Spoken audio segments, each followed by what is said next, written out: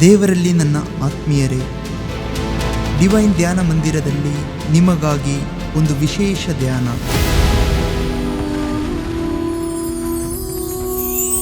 ಪವಿತ್ರಾತ್ಮರ ಮಹೋತ್ಸವ.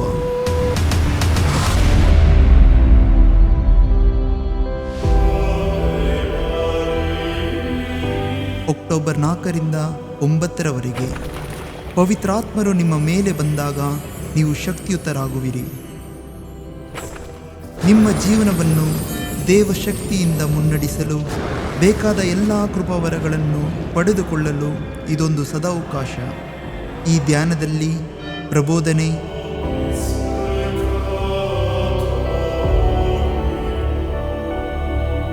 ಸ್ತುತಿ ಆರಾಧನೆ,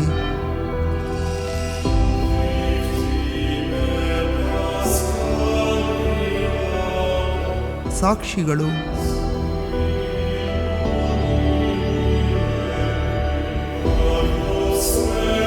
ಶಾರೀರಿಕ ಸ್ವಸ್ಥತೆಯ ಆರಾಧನೆ, ಆಂತರಿಕ ಸೌಖ್ಯ ಆರಾಧನೆ,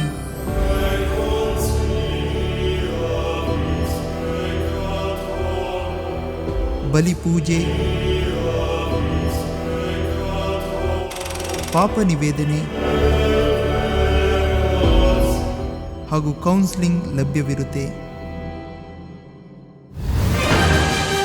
ಬನ್ನಿ, ಭಾಗವಹಿಸಿ.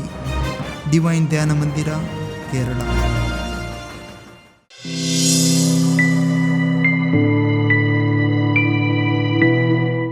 ಸರ್ವಶಕ್ತ ದೇವರೇ, ನಿಮಗೆ ಸ್ತೋತ್ರ, ವಂದನೆ, ಆರಾಧನೆ. ಹಾಲೆಲೂಯಾ. ಅಪ್ಪ ತಂದೆಯೇ, ನಿಮ್ಮ ವಚನವನ್ನು ಆಲಿಸುವ ಕೃಪೆ ನಮಗೆ ದಯಪಾಲಿಸಿರಿ. ನಿಮ್ಮ ವಚನದ ಅಭಿಷೇಕ ಇದೀಗ ನಿಮ್ಮ ಮಕ್ಕಳ ಮೇಲೆ ಉಂಟಾಗಲಿ. ಸಕಲ ವಿಧವಾದ ಭೂತ ಪ್ರೇತ ಪೈಶಾಚಿಕ ಶಕ್ತಿಗಳು, ಬಂಧನಗಳು ಯೇಸು ನಾಮದಲ್ಲಿ ಮುರಿಯಲ್ಪಟ್ಟು ಯೇಸುವಿನ ಪಾದಗಳ ಕೆಳಗೆ ಹೋಗೆಂದು ಜ್ಞಾಪಿಸುತ್ತೇವೆ. ನಿಮ್ಮ ಪರಿಶುದ್ಧಾತ್ಮರ ಅಭಿಷೇಕ ನಮ್ಮ ಮಧ್ಯದಲ್ಲಿ ಚಲಿಸುವುದಕ್ಕಾಗಿ ಸ್ತೋತ್ರ. ಎಲ್ಲ ಬಲಹೀನತೆಗಳು ಯೇಸು ನಾಮದಲ್ಲಿ ತೊಲಗಿ ಯೇಸುವಿನ ಪಾದಗಳ ಕೆಳಗೆ ಹೋಗುವುದಕ್ಕಾಗಿ ಸ್ತೋತ್ರ. ಆಶೀರ್ವದಿಸುವುದಕ್ಕಾಗಿ ಸ್ತೋತ್ರ. ಯೇಸು ಸ್ವಾಮಿಯ ನಾಮದಲ್ಲಿ ತಂದೆಯೇ, ಆಮೇನ್. ನಮೋ ಮರಿಯ ವರಪ್ರಸಾದ ಪೂರ್ಣಿ, ಪ್ರಭು ನಿಮ್ಮೊಡನೆ ಇದ್ದಾರೆ. ಸ್ತ್ರೀಯರಲ್ಲಿ ನೀವು ಧನ್ಯರು, ಮತ್ತು ನಿಮ್ಮ ಉದರದ ಫಲವಾದ ಯೇಸು ಧನ್ಯರು. ಸಂತ ಮರಿಯ ದೇವಮಾತೆಯು ಪಾಪಿಗಳಾಗಿರುವ ನಮಗಾಗಿ ಈಗಲೂ ನಮ್ಮ ಮರಣದ ಸಮಯದಲ್ಲಿಯೂ ಪ್ರಾರ್ಥಿಸಿರಿ. ಆಮೇನ್. ಪಿತನಿಗೂ ಸುತನಿಗೂ ಪವಿತ್ರಾತ್ಮರಿಗೂ ಮಹಿಮೆಯಾಗಲಿ, ಆದಿಯಲ್ಲಿದ್ದಾಗ ಈಗಲೇ ಯಾವಾಗಲೂ ಯುಗಾಂತರಕ್ಕೂ. ಆಮೇನ್. Praise the Lord. ನಿಂತ್ಕೊಂಡು ನಾವು ದೇವರ ವಾಕ್ಯವನ್ನು ಆಲಿಸೋಣ. ಆದಿಕಾಂಡ ಪುಸ್ತಕ 2ನೇ ಅಧ್ಯಾಯ, ವಚನಗಳು 21ರಿಂದ 24ರವರೆಗೆ. ಹೀಗಿರುವಲ್ಲಿ ದೇವರಾದ ಸರ್ವೇಶ್ವರ ಆ ಮನುಷ್ಯನಿಗೆ ಗಾಢ ನಿದ್ರೆಯನ್ನು ಬರಮಾಡಿದರು. ಅವನು ನಿದ್ರಿಸುತ್ತಿರುವಾಗ ಅವನ ಪಕ್ಕೆಯ ಎಲುಬುಗಳಲ್ಲಿ ಒಂದನ್ನು ತೆಗೆದುಕೊಂಡು ಅದರ ಸ್ಥಳವನ್ನು ಮಾಂಸದಿಂದ ಮುಚ್ಚಿದರು. ಆ ಎಲುಬನ್ನು ಮಹಿಳೆಯನ್ನಾಗಿ ಮಾಡಿ ಆಕೆಯನ್ನು ಅವನ ಬಳಿಗೆ ಬರಮಾಡಿದರು. ಅವನು ಆಕೆಯನ್ನು ನೋಡಿ ಹೀಗೆಂದನು, ಸರಿ, ನನಗೀಗ ಇವಳು ನನ್ನೆಲುಬಿನ ಎಲುಬು, ನನ್ನೊಡಲಿನ ಒಡಲು. ನರನಿಂದ ಉತ್ಪತ್ತಿಯಾದಿವಳನ್ನು ನಾರಿ ಎಂದೇ ಕರೆವರು. ಈ ಕಾರಣ ಪುರುಷನು ತಂದೆ ತಾಯಿಗಳನ್ನು ಬಿಟ್ಟು ತನ್ನ ಹೆಂಡತಿಯನ್ನು ಸೇರಿಕೊಳ್ಳುವನು, ಅವರಿಬ್ಬರು ಒಂದೇ ಒಡಲಾಗಿ ಬಾಳುವರು. ದೇವರ ವಾಕ್ಯವಿದು. Praise the Lord. ಹಾಲೆಲೂಯಾ. ಪ್ರಿಯ ಸಹೋದರ ಸಹೋದರಿಯರೇ, ಕುಟುಂಬ ಜೀವನವನ್ನು ಕುರಿತು ಈ ಸಮಯ ನಾವು ಧ್ಯಾನಿಸುತ್ತಿದ್ದೇವೆ. ಬಹಳ ಮನೋಹರವಾದ ಒಂದು ಜೀವನ ಕುಟುಂಬ ಜೀವನ. ದೇವರು ಆದಿಯಲ್ಲಿ ಸ್ತ್ರೀ ಪುರುಷರನ್ನು ಉಂಟು ಮಾಡಿ ಪ್ರಥಮ ವಿವಾಹ ಸಂಸ್ಕಾರವನ್ನು ದೇವರು ನೆರವೇರಿಸಿದಂತಹ ವಚನ ಭಾಗವನ್ನು ನಾವು ಓದಿ ಕೇಳಿಸಿಕೊಂಡೆವು. ಪ್ರಿಯ ಸಹೋದರ ಸಹೋದರಿಯರೇ, ವಿವಾಹ ಸಂಸ್ಕಾರ ಎನ್ನುವಂಥದ್ದು 3 ವ್ಯಕ್ತಿಗಳ ನಡುವೆ ನಡೆಯುವಂಥದ್ದು. ಒಂದು ತ್ರಿಯೇಕ ದೇವರು, ಎರಡನೇದು ವಧು ಮತ್ತು ವರ. ಈ 3 ಜನರ ಮಧ್ಯಭಾಗದಲ್ಲಿ ನಡೆಯುವಂಥದ್ದೇ ವಿವಾಹ ಸಂಸ್ಕಾರ ಎನ್ನುವಂಥದ್ದು. ದೇವರ ಸಮಕ್ಷಮದಲ್ಲಿ ವಧುವರರು ಪ್ರಮಾಣ ವಚನವನ್ನು ಪರಸ್ಪರ ಸ್ವೀಕರಿಸಿ ದೇವರ ಕೃಪೆಯೊಂದಿಗೆ, ದೇವರ ಆಶೀರ್ವಾದದೊಂದಿಗೆ ಕುಟುಂಬ ಜೀವನವನ್ನು ಪ್ರಾರಂಭಿಸುತ್ತಾರೆ. ಒಲವಿನ ಸಹೋದರ ಸಹೋದರಿಯರೇ, ಒಂದು ಕ್ಷಣ ಕುಟುಂಬ ಜೀವನವನ್ನು ಕುರಿತು ನಾವು ಚಿಂತಿಸಿದರೆ ತುಂಬ ಹೃದಯದ ಧನ್ಯವಾದವನ್ನು ನಾವು ದೇವರಿಗೆ ಸಮರ್ಪಿಸುತ್ತೇವೆ. ಯಾಕಂದರೆ ಬಹಳ ಮನೋಹರವಾದ ಒಂದು ಜೀವಿತವಾಗಿದೆ ಈ ಕುಟುಂಬ ಜೀವನ ಎನ್ನುವಂಥದ್ದು. ನೀವು ನೋಡಿ, ಪರಸ್ಪರ ಪತಿ ಮತ್ತು ಪತ್ನಿ ತಮ್ಮ ಜೀವಿತವನ್ನು ದೇವರ ಮುಂಭಾಗದಲ್ಲಿ ಸಮರ್ಪಣೆ ಮಾಡಿಕೊಂಡು ಸುಖ ದುಃಖಗಳಲ್ಲಿ, ವೇದನೆ ವ್ಯಸನಗಳಲ್ಲಿ, ಆರೋಗ್ಯದಲ್ಲಿ ಅನಾರೋಗ್ಯದಲ್ಲಿ ಪರಸ್ಪರ ಜೊತೆಯಾಗಿ ದೈವ ಸಾನ್ನಿಧ್ಯದಲ್ಲಿ ಜೀವಿಸುವಾಗ ಅಲ್ಲಿ ಉಂಟಾಗುವ ಬಹಳ ಮನೋಹರವಾದ ಒಂದು ಸಿಹಿಯನ್ನು ನಾವು ಕಾಣುತ್ತೇವೆ. ಒಲವಿನ ಸಹೋದರ ಸಹೋದರಿಯರು, ದೇವರ ದೈವಿಕವಾದ ಸಾನ್ನಿಧ್ಯವು ನಮ್ಮ ಕುಟುಂಬದಲ್ಲಿ ಇರುವಾಗ ಮಾತ್ರವೇ ಈ ಕುಟುಂಬ ಜೀವನ ಅತಿ ಮನೋಹರ, ಅತಿ ಪರಿಶುದ್ಧ, ಅತಿ ಶಕ್ತಿಯುತವಾದಂತಹ ನಮ್ಮ ಜೀವನದಲ್ಲಿ ಎಂಥ ಕಷ್ಟ ದುಃಖ ವೇದನೆ ವ್ಯಸನಗಳ ಮಧ್ಯಭಾಗದಲ್ಲಿಯೂ ಅಂಜದೆ ಅಳುಕದೆ ಕುಂದದೆ ದೇವರ ಸಹಾಯದೊಡನೆ ಹಾಗೂ ಪರಸ್ಪರ ಧೈರ್ಯ ಪ್ರೀತಿ ಸಹಕಾರದೊಟ್ಟಿಗೆ ಮುನ್ನಡೆಯಲು ಸಾಧ್ಯವಾಗುತ್ತದೆ. ಆ ಸಂತೋಷಕರವಾದ ಜೀವನವನ್ನು ಸ್ಮರಿಸಿಕೊಂಡಾಗ ದೇವರಿಗೆ ನಾವು ಎಷ್ಟು ಧನ್ಯವಾದವನ್ನು ಸಮರ್ಪಿಸಿದರೂ ಸಾಲುವುದಿಲ್ಲ. Praise the Lord. ಆದ್ದರಿಂದ ಪ್ರಿಯ ಸಹೋದರ ಸಹೋದರಿಯರು, ದೇವರ ವಾಕ್ಯದ ಬೆಳಕಿನಲ್ಲಿ ಈ ಕುಟುಂಬ ಜೀವನವನ್ನು ಇವತ್ತು ನಾವು ಅರ್ಥೈಸಿಕೊಳ್ಳಲು ಶ್ರಮಿಸೋಣ. ಬನ್ನಿ, ಲೋಕದ ಆಧಾರದ ಮೇಲೆ, ಸೌಂದರ್ಯದ ಮೇಲೆ, ಹಣಕಾಸಿನ ಮೇಲೆ ಅಥವಾ ವಿದ್ಯಾಭ್ಯಾಸದ ಮೇಲೆ, ಮನುಷ್ಯನಿಗಿರುವಂಥ ಪ್ರತಿಭೆಗಳ ಮೇಲೆ ಜೀವನವನ್ನು ಕಟ್ಟುವಾಗ ಅದು ವ್ಯರ್ಥವಾಗಿ ಹೋಗುವಂಥದ್ದು. ಯೇಸು ಪ್ರಭು ನುಡಿಯುವ ಪ್ರಕಾರ, ನೀವು ನನ್ನನ್ನು ಸ್ವಾಮಿ ಸ್ವಾಮಿ ಎನ್ನುತ್ತೀರಿ, ಆದರೆ ನನ್ನ ಮಾತಿನಂತೆ ನಡೆಯುವುದಿಲ್ಲವೇಕೆ? ನನ್ನ ಮಾತನ್ನು ಕೇಳಿ ಅದರಂತೆ ನಡೆಯುವವನು ಆಳವಾಗಿ ಅಡಿಪಾಯವನ್ನು ತೆಗೆದು ಬಂಡೆಗಲ್ಲಿನ ಮೇಲೆ ಮನೆ ಕಟ್ಟಿದ ಬುದ್ಧಿವಂತನನ್ನು ಹೋಲುವನು.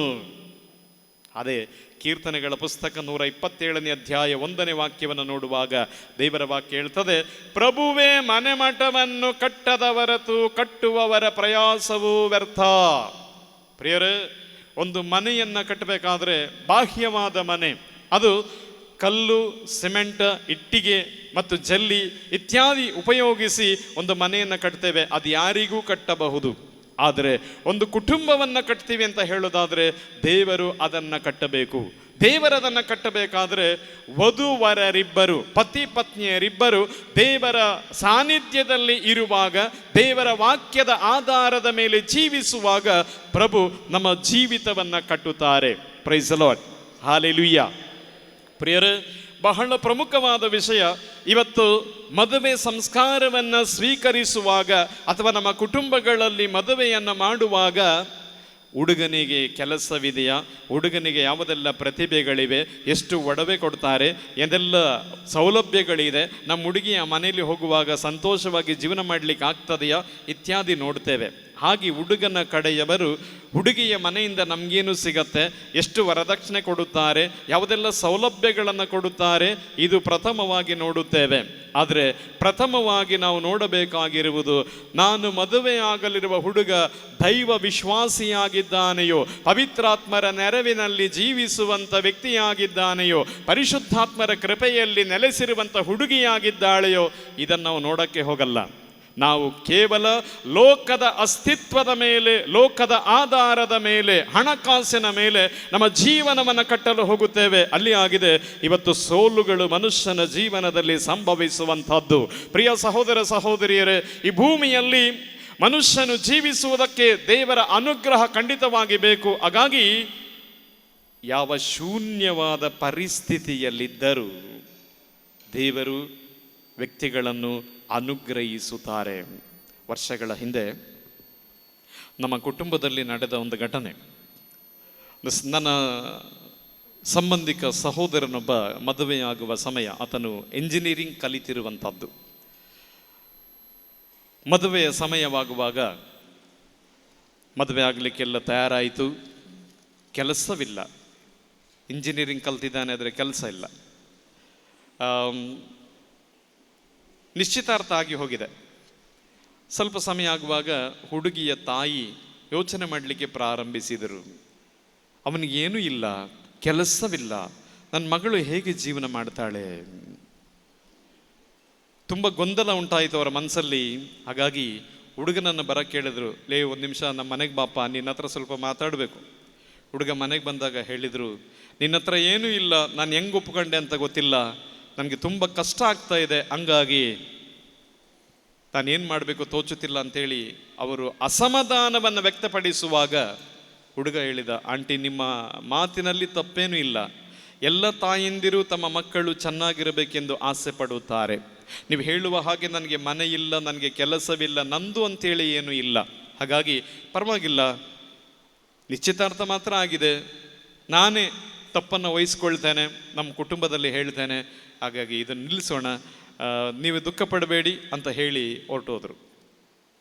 ಮನೆಗೆ ಬಂದ, ತನ್ನ ಮನೆಯಲ್ಲಿ ಹೇಳಿದ, ನೀವು ಲಗ್ನ ಪತ್ರಿಕೆಯನ್ನು ಹಂಚಬೇಡಿ, ಹಾಗಾಗಿ ಅವರು ಹೇಳುವುದರಲ್ಲಿ ತಪ್ಪೇನಿಲ್ಲ, ನೀವು ಇದನ್ನು ಸಮಾಧಾನವಾಗಿ ಹೇಗಾದರೂ ನಿಲ್ಲಿಸಿ, ಮತ್ತು ಏನಾದರೂ ತಪ್ಪುಗಳಿದ್ರೆ ನನ್ನ ಮೇಲೆ ಹಾಕಿ, ಹಾಗಾಗಿ ಪರವಾಗಿಲ್ಲ ಅಂತ ಹೇಳುವಾಗ ಮನೆಯವರು ದೈವ ಭಕ್ತಿ ಉಳ್ಳವರು. ಹಾಗಾಗಿ ಮನೆಯವರಂದರು, ತಲೆ ಕೆಡಿಸ್ಕೋಬೇಡೋ, ನಿನ್ನ ಅತ್ತೆ ಹತ್ರ ನಾವು ಮಾತನಾಡ್ತೇವೆ ಅಂತ ಹೇಳಿ ಕುಟುಂಬದ ಹಿರಿಯರು ಮಾತನಾಡಿ ಹೇಗೋ ಸಂಭಾಳಿಸಿ ಮದುವೆ ಆಯಿತು. ಮದುವೆಯಾದ ನಂತರ ಆದರೆ ಆತನ ಬಳಿಯಲ್ಲಿ ಏನೂ ಇರಲಿಲ್ಲ, ಹಣಕಾಸು ಇರಲಿಲ್ಲ, ಯಾವ ಯೋಗ್ಯತೆಗಳಿರಲಿಲ್ಲ, ಸ್ವಂತ ಮನೆ ಇಲ್ಲ, ಏನೂ ಇಲ್ಲ, ನನ್ನದಾಗಿ ಒಂದೂ ಇಲ್ಲ. ಆದರೆ ಆ ಯುವಕನ ಹೃದಯದಲ್ಲಿ ಯೇಸು ಪ್ರಭು ನೆಲೆಸಿದ್ದರು. Praise the Lord, hallelujah. Engineering ಕಲಿಯುವ ಜೊತೆಯಲ್ಲಿ ಆತನು ಕೀಬೋರ್ಡ್ ಕಲ್ತಿದ್ದ, ಹಾರ್ಮೋನಿಯಂ ಕಲ್ತಿದ್ದ. ಹಾಗಾಗಿ ತನ್ನ ಬಿಡುವಿನ ವೇಳೆಯಲ್ಲಿ ಕೀಬೋರ್ಡ್ ಬಾರಿಸಲಿಕ್ಕೆ ಧ್ಯಾನಗಳಿಗೆ ಬರ್ತಿದ್ದ. ಕೆಲವೊಮ್ಮೆ ನಾನು ಶುಶ್ರೂಷೆ ಮಾಡುವಾಗ ನನ್ನ ಜೊತೆಯಲ್ಲಿ ಕೂಡ ಆರ್ಗನ್ ಬಾರಿಸುವಂಥ ಸಹೋದರ. ದಿನಗಳು ಉರುಳಿದವು, ಮದುವೆಯೆಲ್ಲ ಆಯಿತು. ಆಗಿ ಸ್ವಲ್ಪ ಸಮಯ ಕಳೆಯುವಾಗ ಅವನಿಗೊಂದು ಕೆಲಸ ಬಂತು, ಪ್ರೈವೇಟ್ ಕೆಲಸ. ಆ ಕೆಲಸವನ್ನು ತಗೊಂಡ, ಬಹಳ ಕಷ್ಟಪಟ್ಟು ಕೆಲಸ ಮಾಡಿದ. ಸ್ವಲ್ಪ ಸಮಯಗಳಲ್ಲಿ, ಅಂದರೆ ಕೆಲವು ವರ್ಷಗಳಲ್ಲಿ ಬಹಳ ಕಷ್ಟಪಟ್ಟು ಕೆಲಸ ಮಾಡುವಾಗ ದೇವರು ಅವನ ಎಣಿಕೆಯನ್ನು ಅದಲು ಬದಲು ಮಾಡಿ ಬಹಳ ವಿಶೇಷವಾದ ರೀತಿಯಲ್ಲಿ ಹಣಕಾಸನ್ನು ಕರುಣಿಸಿ ಕೇವಲ ವರ್ಷಗಳಲ್ಲೇ ಶ್ರೀಮಂತನಾದ ಮನುಷ್ಯ. Praise the Lord. ಸುಂದರವಾದ ಮನೆಯೆಲ್ಲ ಕಟ್ಟಿದ್ರು. ಒಂದು 4-5 ಒಂದು 2-3 ಫ್ಲೋರೇನೋ ಇರಬೇಕು. ಕಟ್ಟಿ ಓಪನಿಂಗ್ ದಿನ ನನ್ನನ್ನು ಕರೆದ್ರು, ಅಣ್ಣ ನನ್ನ ಮನೆ ಓಪನಿಂಗ್ ನೀನು ಬರಬೇಕಣೋ. ನಾನು ಹೋಗುವಾಗ ಸುಂದರವಾದ ಲೈಟೆಲ್ಲ ನೋಡಿ ಕೇಳಿದೆ, ಮನೆಯೆಲ್ಲ ಚೆನ್ನಾಗಿದೆ, ನಿಮ್ಮ ಅತ್ತೆ ಬಂದವರೇನೋ? ನಾನು ಕೇಳಿದ ಮೊದಲನೇ ಪ್ರಶ್ನೆ. ಬಂದಿದ್ದಾರೆ, ಬಾರೋ ನೋಡೋಣ. ನಾನು ಹೋಗಿ ಅವರನ್ನು ಮಾತಾಡಿಸಿ ನಾನೇನು ಮಾತಾಡಲಿಲ್ಲ, ಆದರೆ ಪ್ರಾರ್ಥನೆಯಲ್ಲಿ ನಾನು ಉತ್ತರ ಕೊಟ್ಟೆ. ನಾನು ಪ್ರಾರ್ಥಿಸಿದೆ, ದೇವರೇ, ಹಳೆಯ ಒಡಂಬಡಿಕೆಯಲ್ಲಿ 20 ಬೆಳ್ಳಿ ಕಾಸಿಗೆ ಮಾರಲ್ಪಟ್ಟ ಜೋಸೆಫನನ್ನ ಒಂದೇ ದಿನದಲ್ಲಿ ಈಜಿಪ್ಟಿನ ಮುಖ್ಯಮಂತ್ರಿಯನ್ನಾಗಿಸಿದ ನೀವು, ಅದೇ ಆಶೀರ್ವಾದವನ್ನು ಈ ಸಹೋದರನಿಗೆ ದಯಪಾಲಿಸಿ ಈ ಮನೋಹರವಾದ ಮನೆಗಳನ್ನು ವಾಸ ಮಾಡುವುದಕ್ಕೂ ಮತ್ತು ಬಾಡಿಗೆಗಳನ್ನು ಮನೆಗಳನ್ನು ನೀಡುವುದಕ್ಕೂ ಆಶೀರ್ವಾದ ಮಾಡಿದ್ದಕ್ಕಾಗಿ ನಿಮಗೆ ಸ್ತುತಿಯಾಗಲಿ. Praise the Lord, hallelujah. ಪ್ರಿಯರೇ, ಇವತ್ತು ಎಲ್ಲೂ ಅವರು ಕೆಲಸಕ್ಕೆ ಹೋಗೋದಿಲ್ಲ, ಸ್ವಂತ ಬಿಸ್ನೆಸ್ ಮಾಡ್ಕೊಳ್ತಾರೆ. ಬಾಕಿ ಸಮಯ ದೇವರ ಕೆಲಸದಲ್ಲಿ ನಿರತರಾಗಿ ಶುಶ್ರೂಷೆಯನ್ನು ಮಾಡುತ್ತಾ ಇದ್ದಾರೆ. Praise the Lord. ಸುಂದರವಾದ 3 ಮಕ್ಕಳನ್ನು ದೇವರು ನೀಡಿದ್ದಾರೆ. ಮನೋಹರವಾದ ಜೀವನ. Praise the Lord, hallelujah. ಒಲವಿನ ಸಹೋದರ ಸಹೋದರಿಯರೇ, ಇದು ಬಹಳ ಗಂಭೀರವಾದ ವಿಷಯ. ಇವತ್ತು ಲೋಕ ರೀತಿಯಲ್ಲಿ ನಾವು ಚಿಂತಿಸುತ್ತೇವೆ, ನಮಗೇನೆಲ್ಲ ಇದೆ, ಅದು ತಪ್ಪಂತ ನಾನು ಹೇಳುವುದಿಲ್ಲ. ಆದರೆ ನಾವು ಪ್ರಥಮ ಸ್ಥಾನವನ್ನು ದೇವರಿಗೆ ನೀಡಲ್ಲ. ಪ್ರಥಮ ಸ್ಥಾನವನ್ನು ಖಾಲಿ ಲೋಕದ ವಿಚಾರಗಳಿಗೆ ನೀಡುತ್ತೇವೆ, ಹಣಕಾಸಿಗೆ ನೀಡುತ್ತೇವೆ, ಸಂಬಂಧಗಳಿಗೆ ನಾವು ಬೆಲೆಯನ್ನು ಕೊಡುವುದಿಲ್ಲ. ಸಂಬಂಧಗಳನ್ನ ಯಾವ ರೀತಿ ಕಟ್ತೇವೆ ಅಂದರೆ, ಹಣಕಾಸು ಇದ್ದಲ್ಲಿ, ಶ್ರೀಮಂತಿಕೆ ಇದ್ದಲ್ಲಿ, ಒಡವೆಗಳಿದ್ದಲ್ಲಿ, ಬಂಗಲೆ ಇದ್ದಲ್ಲಿ, ಕಾರುಗಳಿದ್ದಲ್ಲಿ ಅದನ್ನು ನೋಡಿ ಸಂಬಂಧವನ್ನು ಬೆಳೆಸ್ತೇವೆ. ಅದು ಸಂಬಂಧವಾಗಲ್ಲ, ವ್ಯಾಪಾರವಾಗುತ್ತೆ. ವೆರಿ ಸಾರಿ ಪ್ರಿಯರೇ, ಇದಾಗಿದೆ ಬಹಳ ಗಂಭೀರವಾದ ವಿಷಯ. ಹಾಗಾಗಿ ದೇವರಲ್ಲಿ ನೆಲೆಸಿರುವಂಥ ವ್ಯಕ್ತಿಗಳು ಪ್ರಥಮವಾಗಿ ಅದ್ಯಾವುದನ್ನು ನೋಡೋದಿಲ್ಲ, ಯಾಕಂದರೆ ಅನುಗ್ರಹಿಸುವ ಕೈಗಳನ್ನು ಮಾತ್ರವೇ ನೋಡುತ್ತಾರೆ. Praise the Lord. ದೇವರ ಕೈಗಳು. ಯೆಶಾಯ ಪ್ರವಾದಿಯ ಗ್ರಂಥ 59ನೇ ಅಧ್ಯಾಯ 1ನೇ ವಾಕ್ಯದಲ್ಲಿ ದೇವರ ವಾಕ್ಯ ಹೇಳುತ್ತೆ, ಪ್ರಭುವಿನ ಕೈಗಳು ಮೋಟುಗೈಯಲ್ಲ, ನಮ್ಮನ್ನು ಆಶೀರ್ವಾದ ಮಾಡುವುದಕ್ಕೆ ಅವರ ಕೈಗಳು ವಿಶಾಲವಾಗಿದೆ, ಅವರ ಕಿವಿ ಕಿವುಡಲ್ಲ, ಅವರಿಗೆ ಕಿವಿ ಕೇಳತ್ತೆ. ಹಾಗಾಗಿ ಪ್ರಿಯರೇ, ಆಶೀರ್ವದಿಸುವ ದೇವರಲ್ಲಿ ನೆಲೆಗೊಂಡಿದ್ದು ಪವಿತ್ರಾತ್ಮರ ಸಾನ್ನಿಧ್ಯದಲ್ಲಿ ಜೀವಿಸುವಂಥ ಹುಡುಗ ಹುಡುಗಿ ಅವರು ಒಟ್ಟಾಗಿ ಪರಿಶುದ್ಧಾತ್ಮರನ್ನು ತಮ್ಮ ಜೀವನಕ್ಕೆ ಕರೆಯುವಾಗ, ದೇವರ ಕೃಪೆಯನ್ನು ತಮ್ಮ ಜೀವನಕ್ಕೆ ಬರಮಾಡಿಕೊಳ್ಳುವಾಗ, ದೇವರ ವರಪ್ರಸಾದದಲ್ಲಿ ಭರವಸೆ ನೀಡುವಾಗ ಜೀವನ ಮನೋಹರವಾಗಿ ಮುಂದೆ ಹೋಗುತ್ತದೆ. ಬೇಕಾದುದನ್ನು ದೇವರು ಅವರ ಇರುವ ಸ್ಥಳಕ್ಕೆ ತಲುಪಿಸಿ ಅವರನ್ನು ಸಾಕಿ ಸಲಹುತ್ತಾರೆ. Praise the Lord, hallelujah.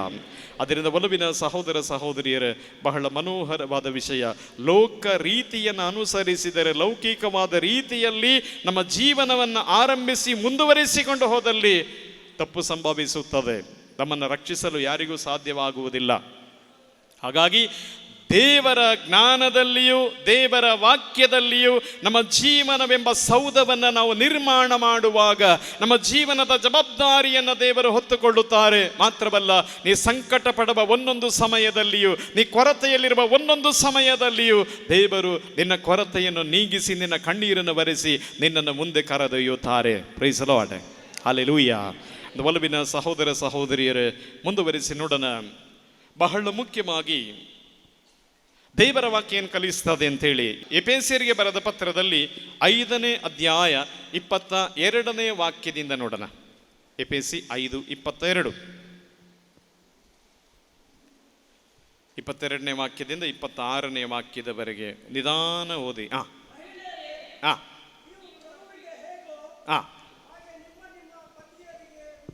ನಿಮ್ಮ ನಿಮ್ಮ ಪತಿಯರಿಗೆ ವಿಧೇಯರಾಗಿರಿ. ಒಂದು ನಿಮಿಷ, ಬಹಳ ಸೂಕ್ಷ್ಮವಾಗಿ ಬೈಬಲ್ ಕಲಿಸ್ತದೆ. ಇವತ್ತು ನಾವು ಲೋಕ ರೀತಿಯಲ್ಲಿ ಅಲ್ಲ, ದೇವರ ವಾಕ್ಯ ಹೇಳ್ತದೆ, ನಿಮ್ಮ ನಿಮ್ಮ ಪತಿಯರಿಗೆ ವಿಧೇಯರಾಗಿರಿ. ಇವತ್ತಿನ ಹೆಣ್ಮಕ್ಳನ್ನು ನಾವು ತಗೊಂಡ್ರೆ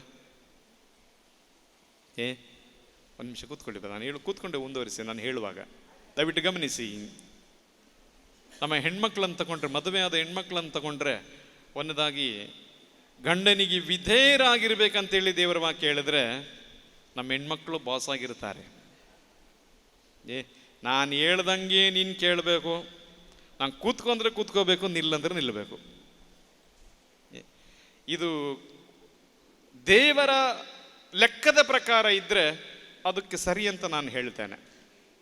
ಹೆಂಗೆ ಸರಿ ಅಂದರೆ, ಒಂದು ಹೆಣ್ಮಗಳು ದೇವರ ಭಕ್ತಿಯಲ್ಲಿದ್ದು ದೈವ ವಿಶ್ವಾಸದಲ್ಲಿ ಇದ್ದು ತನ್ನ ಗಂಡನು ಮೂರ್ಖತನದಲ್ಲಿ ವರ್ತಿಸುವಾಗ ಅಥವಾ ಅಜಾಗರೂಕತೆಯಲ್ಲಿ ವರ್ತಿಸುವಾಗ, ತಪ್ಪಾದ ನಿರ್ಧಾರಗಳನ್ನು ತೆಗೆದುಕೊಳ್ಳುವಾಗ ಅದನ್ನು ತಿದ್ದಿದ್ರೆ ಸಮಾಧಾನದಲ್ಲಿಯೂ ಪ್ರೀತಿಯಲ್ಲಿ ಅದು ಹೀಗಲ್ಲ ಹೀಗಿರಬೇಕು, ಹೀಗಾದರೆ ಹೀಗಾಗತ್ತೆ ಅಂತೇಳಿ ತಿಳುವಳಿಕೆಯನ್ನು ಹೇಳಿ ಸರಿದಾರಿಯಲ್ಲಿ ಕೊಂಡೊಯ್ಯುವುದಾದರೆ ಖಂಡಿತವಾಗಿಯೂ ನಾವು ಅದನ್ನು ತಗೋಬೇಕಾಗ್ತದೆ. 100%. ಅದು ತಗೊಳ್ಳಲ್ಲ ಅನ್ನುವಾಗ ತಪ್ಪು ಸಂಭವಿಸ್ತದೆ.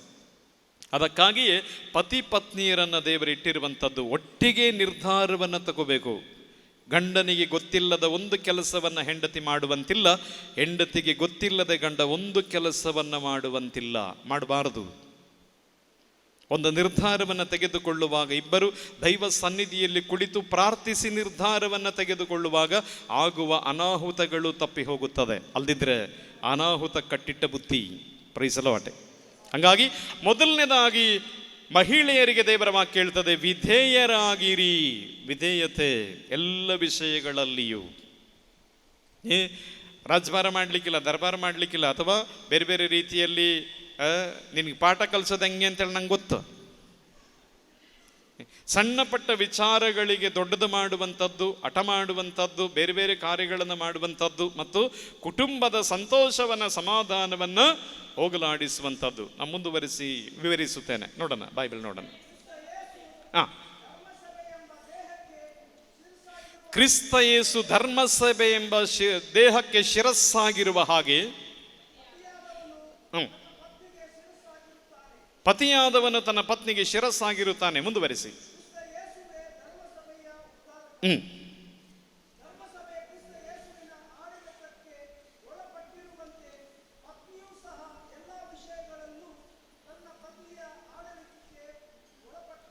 ತನ್ನ ಪತಿಯ ಆಡಳಿತಕ್ಕೆ ಒಳಪಟ್ಟಿರಬೇಕು. ಹಂಗಂತೇಳಿ ಹೆಂಡತಿ ಮೇಲೆ ದೌರ್ಜನ್ಯ ಮಾಡಬಾರ್ದು. ಹೊಡೆಯೋದು, ಬಡಿಯೋದು, ಮತ್ತೊಂದು ಆ ರೀತಿ ಮಾಡಬಾರ್ದು. ಪ್ರಿಯರೇ, ಒಂದು ಹೆಂಡತಿಯನ್ನು ತೆಗೆದುಕೊಳ್ಳುವಾಗ ನೋಡಿ, ಒಂದು ತಾಯಿಯನ್ನು ನಾವು ಉದಾಹರಣೆಯಾಗಿ ತಗೋಬಹುದು. ಒಂದು ತಾಯಿಯನ್ನು ನೀವು ತಗೊಂಡ್ರೆ, ತಾಯಿ ತನ್ನ ಮಗುವಿಗೆ ಯಾವುದೆಲ್ಲ ಕಾರ್ಯಗಳನ್ನು ಮಾಡ್ತಾರೋ ಅದೆಲ್ಲ ಕಾರ್ಯ ಮತ್ತು ಕರ್ತವ್ಯವನ್ನು ಒಂದು ಹೆಂಡತಿ ನಿರ್ವಹಿಸುತ್ತಾರೆ. Praise the Lord. ಹಾಗಾಗಿ ಬಹಳ ಅಮೂಲ್ಯವಾದ ಕೊಡುಗೆ ಒಂದು ಹೆಂಡತಿ ಅಂದರೆ, ಬಹಳ ಅಮೂಲ್ಯವಾದ ಕೊಡುಗೆ. ಹಾಗಾಗಿ ಸ್ವಲ್ಪ ನಮ್ಮ ಏಕಾಂತದಲ್ಲಿ ಕುಳಿತು ನಾವು ಧ್ಯಾನಿಸಬೇಕು, ಯಾರಾಗಿದ್ದಾರೆ ಹೆಂಡತಿ. ಒಂದು ತಾಯಿ ತನ್ನ ಮಗುವಿಗೆ ಮಾಡುವ ಎಲ್ಲ ಕಾರ್ಯಗಳನ್ನು, ಎಲ್ಲ ಕರ್ತವ್ಯಗಳನ್ನು, ತ್ಯಾಗಗಳನ್ನು ಮಾಡಿ ಅನಂತ ಸ್ನೇಹವನ್ನು, ಒಂದು ಉತ್ತಮವಾದ ಸ್ನೇಹವನ್ನು ಕೊಟ್ಟು ಮುಂದೆ ಹೋಗುವಂಥದ್ದು. ಪ್ರಿಯರೇ, ಆ ಸ್ನೇಹದ ಪರಿಪಾಲನೆಯಲ್ಲಿ ಗಂಡನ ಆಂತರಿಕ ಗಾಯಗಳು, ಗಂಡನ ಶಾರೀರಿಕವಾದಂಥ ನೋವುಗಳು ಮತ್ತು ಕೆಲವು ದುಃಖ ದುರಿತಗಳಿವೆಲ್ಲವೂ ಹೆಂಡತಿಯ ಪ್ರೀತಿಯಲ್ಲಿ, ಮಮತೆಯಲ್ಲಿ, ತ್ಯಾಗದಲ್ಲಿ ಸಾಂತ್ವನಗೊಳ್ಳುತ್ತೆ, ಅದು ಕರಗಿ ಹೋಗತ್ತೆ. ಎಂಥ ಮನೋಹರವಾದ ವಿಷಯ. ಈ ಮನೋಹರವಾದ ವ್ಯಕ್ತಿಯನ್ನು ಬೈಯುವುದು, ವಿನಾಕಾರಣ ಹೊಡೆಯುವುದು ಮತ್ತು ವಿನಾಕಾರಣ ಬೇಡವಾದ ಮಾತು ಮಾತಾಡುವುದು, ಕಣ್ಬಿಟ್ಟು ರೇಗಿಸುವುದು ಇಲ್ಲ. ಇದು ಒಂದು ಕಾರಣಕ್ಕೂ ಇದನ್ನು ಮಾಡಬಾರದು, ಒಂದು ಕಾರಣಕ್ಕೂ ಮಾಡಬಾರದು. ಹಾಗಾಗಿ ಒಂದು ತಾಯಿಯನ್ನು ಸ್ಮರಿಸಿಕೊಂಡು ತಾಯಿಯ ಪ್ರೀತಿ ಮತ್ತು ತ್ಯಾಗವನ್ನು ಧ್ಯಾನ ಮಾಡಿದರೆ ಮಾತ್ರವೇ ಹೆಂಡತಿಯನ್ನು ಆ ಲೆಕ್ಕದಲ್ಲಿ ನಾವು ನೋಡುವುದಕ್ಕೂ ಗೌರವಿಸುವುದಕ್ಕೂ ಸಾಧ್ಯವಾಗುತ್ತದೆ. ಮುಂದುವರಿಸಿ ದೇವರ ವಾಕ್ಯವನ್ನು ನೋಡೋಣ. ಪುರುಷರೇ, ಧರ್ಮಸಭೆಯನ್ನು ಕ್ರಿಸ್ತ ಯೇಸು ಪ್ರೀತಿಸಿದ ಮೇರೆಗೆ. ಒಂದು ನಿಮಿಷ, ಯೇಸು ಸ್ವಾಮಿ ಧರ್ಮಸಭೆಯನ್ನು ಹೇಗೆ ಪ್ರೀತಿ ಮಾಡಿದ್ರು ಧ್ಯಾನಿಸೋಣ ಪ್ರಿಯರ. ಪವಿತ್ರವಾದ ಶಿಲುಬೆಯನ್ನು ನಾವು ನೋಡಿದರೆ 3 ಮೊಳೆಗಳಲ್ಲಿ ತೂಗಾಡುತ್ತಾ ತನ್ನ ಅಮೂಲ್ಯವಾದ ರಕ್ತವನ್ನು ಚೆಲ್ಲಿ ಶರೀರದಲ್ಲಿ ವಿಚಿತ್ರವಾದ ಗಾಯಗಳನ್ನು ಅನುಭವಿಸಿ ವೇದನೆಯನ್ನು ಅನುಭವಿಸುವುದರ ಮುಖಾಂತರವಾಗಿ ಶಿಲುಬೆಯಲ್ಲಿ ನರಳಿ ನರಳಿ ನರಳಿ ಸಾಯುವುದರ ಮುಖಾಂತರ ದೇವರು ಧರ್ಮಸಭೆಯನ್ನು ಅಷ್ಟು ಪ್ರೀತಿಸಿದರು. ಹಾಗೆ ಒಬ್ಬ ಪತಿಯಾದವನು ತನ್ನ ಪತ್ನಿಯನ್ನು ಪ್ರೀತಿಸುವುದು ಹಾಗೆ. ಹೇಗೆ ಯೇಸು ಪ್ರಭು ಸಹನೆಗಳನ್ನು ತೆಗೆದುಕೊಂಡರು, ದುಃಖಗಳನ್ನು ಸ್ವೀಕರಿಸಿದರು, ನೋವುಗಳನ್ನು ಸ್ವೀಕರಿಸಿ ಶಿಲುಬೆಯಲ್ಲಿ ಜಡಿಯಲ್ಪಟ್ಟು ನರಳಿ ನರಳಿ ತನ್ನ ಪ್ರಾಣವನ್ನು ಅರ್ಪಣೆ ಮಾಡುವುದರ ಮುಖಾಂತರ ಧರ್ಮಸಭೆಯನ್ನು ಪ್ರೀತಿಸಿದರೋ ಅದೇ ಮೇರೆಗೆ ಪ್ರೀತಿಸಬೇಕೆಂಬುದಾಗಿ ಆಗಿದೆ ದೇವರ ವಾಕ್ಯ ಕಲಿಸುವುದು. ಆದ್ದರಿಂದಲೇ ಮುಂಜಾನೆಯಿಂದ ಸಂಜೆಯವರೆಗೆ ಭಯಂಕರವಾದ ಮಾನಸಿಕ ದುಃಖಗಳಲ್ಲಿಯೂ ಮತ್ತು ದೈಹಿಕವಾದ ಶ್ರಮದಲ್ಲಿಯೂ ಒಂದು ಪುರುಷನು ಹಾದು ಹೋಗುವಂಥದ್ದು, ತನ್ನ ಕುಟುಂಬಕ್ಕಾಗಿ ಹೆಚ್ಚಿನ ಕೆಲಸ ಕಾರ್ಯಗಳನ್ನು ಮಾಡುವಂಥದ್ದು, ಓವರ್ ಟೈಮ್ ಮಾಡುವಂಥದ್ದು. ಇನ್ನು ಕೆಲವರು ಬೆಳಿಗ್ಗೆನೂ ಕೆಲಸ ಮಾಡ್ತಾರೆ, ಸಾಯಂಕಾಲ ಸೆಕ್ಯೂರಿಟಿ ಡ್ಯೂಟಿನೂ ಮಾಡ್ತಾರೆ. ಟೈಮ್ ಇಲ್ಲ. ಕಾರಣ ತನ್ನ ಕುಟುಂಬದ ಜವಾಬ್ದಾರಿ. ಅಷ್ಟು ತ್ಯಾಗಗಳನ್ನು ಮಾಡಿ ಸಂಕಷ್ಟಗಳನ್ನು ಅನುಭವಿಸಿ ಕುಟುಂಬವನ್ನು ಪರಿಪಾಲನೆ ಮಾಡುತ್ತಾರೆ. ಹಾಗೆ ಯೇಸು ಪ್ರಭು ಧರ್ಮಸಭೆಯನ್ನು ಪ್ರೀತಿಸಿದ ಮೇರೆಗೆ ಪುರುಷನು ತನ್ನ ಪತ್ನಿಯನ್ನು ಪ್ರೀತಿಸಬೇಕೆಂಬುದಾಗಿ ಆಗಿದೆ ದೈವ ವಚನ ಕಲಿಸುವಂಥದ್ದು. ಪ್ರೀತಿಸುವಂಥ ಒಂದು ಕಾರ್ಯಕ್ಕೆ ಬಂದಾಗ ಪ್ರಿಯರೇ, ಒಂದನೇದಾಗಿ ಆಚೆ ಕಡೆ ದುಡಿಯುವಂಥ ಅವಸ್ಥೆಯಲ್ಲಿ ಮಾನಸಿಕವಾದ ನೋವುಗಳು ಮತ್ತು ದೈಹಿಕವಾದ ನೋವುಗಳನ್ನು ಅನುಭವಿಸಿ ಕೆಲಸ ಮಾಡುತ್ತೇವೆ. ಹಾಗೆ ಮನೆಯಲ್ಲಿ ಪತ್ನಿಯು ಅವಿಶ್ರಾಂತವಾಗಿ ಕೆಲಸ ಮಾಡುತ್ತಾರೆ. ಗಂಡಸರು ನಿಮ್ಮ ಫ್ರೀ ಟೈಮಲ್ಲಿ ಯಾವಾಗಲಾದರೂ 1-2 ಟೈಮ್ ಪಾತ್ರೆ ತೊಳೀರಿ. ಹೆಂಡತಿದು ಸೊಂಟ ನೋವು ಅಂತೇಳಿ ಅದರ ನೋವು ನಮಗೆ ಅರ್ಥ ಆಗಬೇಕಾದ್ರೆ 1-2 ಟೈಮ್ ಪಾತ್ರೆ ತೊಳಿಬೇಕು. 1-2-3 ದಿನ. ಯಾರಾದರೂ ಪಾತ್ರೆ ತೊಳೆಯೋ ಗಂಡಸರಿದ್ದೀರಾ? ಮದುವೆ ಆದವರು ಇದ್ದೀರಾ? ಈಗ ಕೆಲವು ಇದ್ದಾರ. ಕೈ ತಟ್ಟಿ ದೇವರಿಗೆ ವಂದನೆ ಹೇಳೋಣ. Price the lord. ನಗಬೇಡ ಕಣ್ರಿ, ಭಾಳ ಒಳ್ಳೆ ಕೆಲಸ ಕಣ್ರಿ ಅದು. ಯಾಕಂದರೆ 2-3 ದಿನ ಅಥವಾ ನಮಗೆ ಬಿಡುವಿರುವ ದಿನ ಅವರಿಗೆ ಕೆಲಸ ಮಾಡಿ ಕೊಡುವಾಗಲೇ ನಮಗೆ ಆ ಸೊಂಟ ನೋವಿನ ಕತೆ ಗೊತ್ತಾಗೋದು. ಎಷ್ಟೊತ್ತು ನಿಲ್ಲಬೇಕು, ಎಷ್ಟೊತ್ತು. ಯಾಕಂದ್ರೆ ಒಂದಿನ ಅಡುಗೆ ಮಾಡಿ ನೋಡಿ, ಜೀವನ ಇಡೀ ಅವ್ರು ಅಡುಗೆ ಮಾಡ್ತಾರೆ. ಒಂದು ದಿನ ಅಡುಗೆ ಮಾಡಿ ನೋಡಿ. ಬೆಳಗ್ಗೆ ತಿಂಡಿ ಆಗಬೇಕು, ಮಧ್ಯಾಹ್ನ ಊಟ ಆಗಬೇಕು, ಸಾಯಂಕಾಲ ಊಟಕ್ಕೆ ರೆಡಿ ಆಗಬೇಕು, ಮತ್ತು ಇತರೆ ಪಾತ್ರೆ ಪಗಡ ಎಲ್ಲ ತೊಳ್ಕೋಬೇಕು. ಇದಲ್ಲದೆ ನೆಲ ಗುಡಿಸೋದು, ಒರೆಸೋದು, ಬಟ್ಟೆ ತೊಳೆಯೋದು, ಒಣಗಾಕೋದು, ಇದೆಲ್ಲ ಎಕ್ಸ್ಟ್ರಾ ಕೆಲಸ. ಬೆಳಿಗ್ಗೆ 5 ಗಂಟೆಯಿಂದ ರಾತ್ರಿ 10 ಗಂಟೆಯವರೆಗೆ ಅವಿಶ್ರಾಂತವಾಗಿ ಕೆಲಸ ಮಾಡ್ತಾರೆ. ನಿಮ್ಮ ಹೆಂಡತಿ ಏನು ಮಾಡ್ತಾರೆ? ಅವಳಿಗೇನು ಕೆಲಸ? ಮನೆಯಲ್ಲೇ ಇರ್ತಾಳೆ. ಬಹಳ ಗಂಭೀರವಾದ ವಿಷಯ. ಹಾಗಾಗಿ ಪ್ರಿಯ ಸಹೋದರ ಸಹೋದರಿಯರೇ, ಸಮಸ್ಯೆಗಳು ಇರೋದೇ ಇಲ್ಲ. ಯಾವಾಗ ಗೊತ್ತಾ? ಯಾವಾಗ 1-2 ಟೈಮ್ ಮನೇಲಿದ್ದರೆ 1-2 ಟೈಮ್ ನಾವು ಪಾತ್ರೆ ತೊಳಿತೀವಿ, 1 ಟೈಮ್ ಅವರಿಗೆ ಅಡುಗೆ ಮಾಡಿ ಊಟ ಕೊಡ್ತೇವೆ, ಅದ್ರದ್ದು ಸಂತೋಷ ನೀವು ನೋಡಬೇಕು. ಹೆಣ್ಮಕ್ಳು ತಮ್ಮ ಗಂಡನು ಪಾತ್ರೆ ಎಲ್ಲ ತೊಳೆದು ಅಡುಗೆ ಮನೆಯೆಲ್ಲ ಕ್ಲೀನ್ ಮಾಡಿ ಒಂದು ಊಟ ಮಾಡಿ ಕೊಡುವಾಗ ಹೆಂಡತಿ ಗಂಡನ ಕೈಯಲ್ಲಿ ಊಟ ಮಾಡ್ತಾರೆ ನೋಡ್ರಿ, ಆ ಮುಖದಲ್ಲಿ ಬರುವ ಸಂತೋಷ, ಅಲ್ಲಿ ಬರುವ ಸಂತೃಪ್ತಿ, ವಾಹ್, it's a great. Praise the Lord, hallelujah. ಬೋಧನೆ ಕೊಡೋದು ಮಾತ್ರ ಅಲ್ಲ ಕಣ್ರಿ, ಇದು ನನ್ನ ಅನುಭವ ಕಣ್ರಿ. ಎಸ್, ಇದು ನನ್ನ ಅನುಭವ ಕಣ್ರಿ. ಒಲವಿನ ಸಹೋದರ ಸಹೋದರಿಯರೇ, ಬಹಳ ಪ್ರಮುಖವಾದ ವಿಚಾರ. ಹಂಗಾಗಿ ಇಂತಹ ಕುಟುಂಬಗಳಲ್ಲಿ ಸಮಸ್ಯೆನೇ ಬರಲ್ಲ, ಜಗಳನೇ ಬರುವುದಿಲ್ಲ. Very rare. ಕಿತ್ತಾಡೋದು, ಜಗಳ ಮಾಡೋದು, ಮನೆ ಬಿಟ್ಟು ಹೋಗ್ತೀನಿ, ಡೈವರ್ಸ್ ಇಲ್ಲ, ನೇವರ್. ಬಹಳ ರೇರ್. ಕಾರಣ ಏನು? ಯಾರು ಮೇಲು ಯಾರು ಕೀಳು ಅದಕ್ಕೆ ಆಸ್ಪದನೇ ಇಲ್ಲ. ಪರಸ್ಪರ ಸ್ನೇಹದಲ್ಲಿ ಮತ್ತು ಸಹಕರಿಸಿ ಒಳ್ಳೆ ರೀತಿಯಲ್ಲಿ ಕೆಲಸ ಕಾರ್ಯಗಳನ್ನು ಮಾಡಿ ಪರಸ್ಪರ ಹಂಚಿಕೊಂಡು ಪ್ರೀತಿಯಲ್ಲಿ ನಡೆಯುವಾಗ ಬಹಳ ಮನೋಹರವಾಗಿರ್ತದೆ ಕುಟುಂಬ ಜೀವನ ಪ್ರಿಯರೇ. ಹಾಗಾಗಿ ನಾವು ಹೆಚ್ಚಿನಂಶ ಪುರುಷರು ಮೊಬೈಲ್ ಫೋನ್ ಯೂಸ್ ಮಾಡ್ತೇವೆ. ಟೈಮ್ ಸಿಕ್ಕಿದರೆ ಸಾಕು ಮೊಬೈಲ್ ಫೋನ್. ಹೆಂಡತಿ ಬಂದು ಕೂತ್ಕೊಂಡ್ರು ಕೂಡ ಏನ್ರೇ ಹೇಳು, ಕೇಳ್ತದೆ ಹೇಳೋ, ಮೊಬೈಲ್ ಫೋನ್ ಬಿಟ್ಟು ಆ ಕಡೆ ಅಟೆನ್ಷನ್ನೇ ಕೊಡೋದಿಲ್ಲ. ಹಂಗಾಗಿ ಕೋಪ ಗ್ಯಾರಂಟಿ ಬರುತ್ತೆ. ನಿನ್ನ ಹತ್ರ ಅಲ್ದು ಇನ್ಯಾರ ಹತ್ರ ಮಾತಾಡಲಿ, ಇನ್ಯಾರ ಹತ್ರ ಟೈಮ್ ಪಾಸ್ ಮಾಡಲಿ, ಇಲ್ಲ. ಹಾಗಾಗಿ ಗಂಡ ಟೈಮ್ ಕೊಡೋದಿಲ್ಲ, ಹೆಂಡತಿಯ ಕಾರ್ಯಗಳನ್ನು ಗಮನಿಸುವುದಿಲ್ಲ, ಒಂದು ಅರ್ಧ ಗಂಟೆ ಅವರ ಹತ್ರ ಮಾತನಾಡೋದಿಲ್ಲ, ಅಥವಾ ಸಮಯ ಸಿಗುವಾಗ ಎಲ್ಲಿಯಾದರೂ ಒಂದು ಆಚೆ ಒಂದು ರೌಂಡ್ ಕರ್ಕೊಂಡು ಹೋಗೋದಿಲ್ಲ. ಹಾಗಾಗಿ ಏನಾಗ್ತದೆ, ಇನ್ನು ಕೋಣದ ಮಂದಿ ಕಿಂಜರಿ ಬಾರಿಸುವ ಲೆಕ್ಕ. ಹಂಗಾಗಿ ಪಕ್ಕದ ಮನೆ ಪದ್ಮಕ್ಕನ ಹತ್ರ ಜನರಲ್ ಬಾಡಿ ಮೀಟಿಂಗ್ ಗ್ಯಾರಂಟಿ. ಅದಕ್ಕೆ ಕಾರಣ ಯಾರು? ಯೋಚನೆ ಮಾಡಿ ಸ್ವಾಮಿ. ಅದು ಬಿಟ್ಟು ಸ್ವಲ್ಪ ಅವರಿಗೆ ಸಹಕರಿಸಿ ಒಳ್ಳೆದಾಗಿ ಅವರ ಹತ್ರ ಯಾಕೆಂದ್ರೆ ತಾಯಿ ತಂದೆ ಬಂಧು ಬಳಗ ಎಲ್ಲವನ್ನು ಬಿಟ್ಟು ಬಂದಿರುವಂಥದ್ದು ಪ್ರಿಯರೇ. ಯಾವಾಗ ಅವರಿಗೆ ಒಂಟಿ ಅನ್ನಿಸ್ತದೆ, ಅವರಿಗೆ ಕೂಡಲೇ ನೆನಪಾಗ್ತದೆ ಅವರಪ್ಪ. ಮನೆಯಲ್ಲಿ ನಮ್ಮಪ್ಪ ಎಷ್ಟು ಚೆನ್ನಾಗಿ ನೋಡಿಕೊಂಡ್ರು. ಪ್ರಿಯರೇ, ಕೆಲವು ಮನೆಗಳಲ್ಲಿ ಮಕ್ಕಳು ಎಷ್ಟೇ ದೊಡ್ಡವರಾದ್ರು, ಎಸ್ಪೆಷಲಿ ಹೆಣ್ಮಕ್ಕಳು ಎಷ್ಟೇ ದೊಡ್ಡವರಾದರೂ ತಂದೆ ಬಹಳ ಪ್ರೀತಿ ಮಾಡ್ತಾರೆ. ಸಣ್ಣ ಮಕ್ಕಳನ್ನು ಪ್ರೀತಿ ಮಾಡುವ ಲೆಕ್ಕ. ತಾವು ಅಡುಗೆ ಮಾಡಿ ಮಕ್ಕಳಿಗೆ ಊಟ ತಿನ್ನಿಸೋದು ಮತ್ತು ಒಳ್ಳೆ ರೀತಿಯಲ್ಲಿ ಅವರು ಎಲ್ಲಿ ಹೋಗ್ತಾರೆ ಅಲ್ಲಿಗೆ ಬಿಟ್ಟು ಬರೋದು, ಕರ್ಕೊಂಡು ಬರೋದು, ತುಂಬ ಜವಾಬ್ದಾರಿ ತಗೊಳ್ತಾರೆ. ಆದರೆ ಮದುವೆ ಆದ ನಂತರ ಹೆಣ್ಮಕ್ಕಳು ಅದೇ ರೀತಿಯಲ್ಲಿ ಚಿಂತಿಸಿ ಆ ಅಪ್ಪನ ಸ್ನೇಹವನ್ನು ಮರಿಬೇಕು, ತವರು ಮನೆಯನ್ನು ಮರಿಬೇಕಂದ್ರೆ ಗಂಡ ಅದಕ್ಕೆ ಡಬಲ್ ಸ್ನೇಹ ಕೊಡಕ್ಕೆ ರೆಡಿ ಇರಬೇಕು. Praise the Lord, hallelujah. ಪ್ರಿಯರೇ, ಅದೇ ರೀತಿ ಗಂಡ ಯಾರು ಅಂತೇಳಿ ನೀವು ಸ್ಮರಿಸಿದರೆ ಒಂದು ಅಪ್ಪನಿಗೆ ನೆನಪು ಬರ್ತದೆ. ತಂದೆ ತನ್ನ ಮಗಳಿಗೆ ಯಾವುದೆಲ್ಲ ಕಾರ್ಯಗಳನ್ನು ಮಾಡುತ್ತಾರೋ ಎಲ್ಲ ಕಾರ್ಯಗಳನ್ನು ಒಂದು ಪತಿಯಾದವರು ಮಾಡುತ್ತಾರೆ, ಮಾಡಬೇಕು ಕೂಡ. ಆ ರೀತಿ ಸ್ನೇಹವನ್ನು ನೀಡುವಾಗ ತನ್ನ ತವರು ಮನೆಯ ನೆನಪು ಅವರಿಗೆ ಹೋಗಿಬಿಡ್ತದೆ.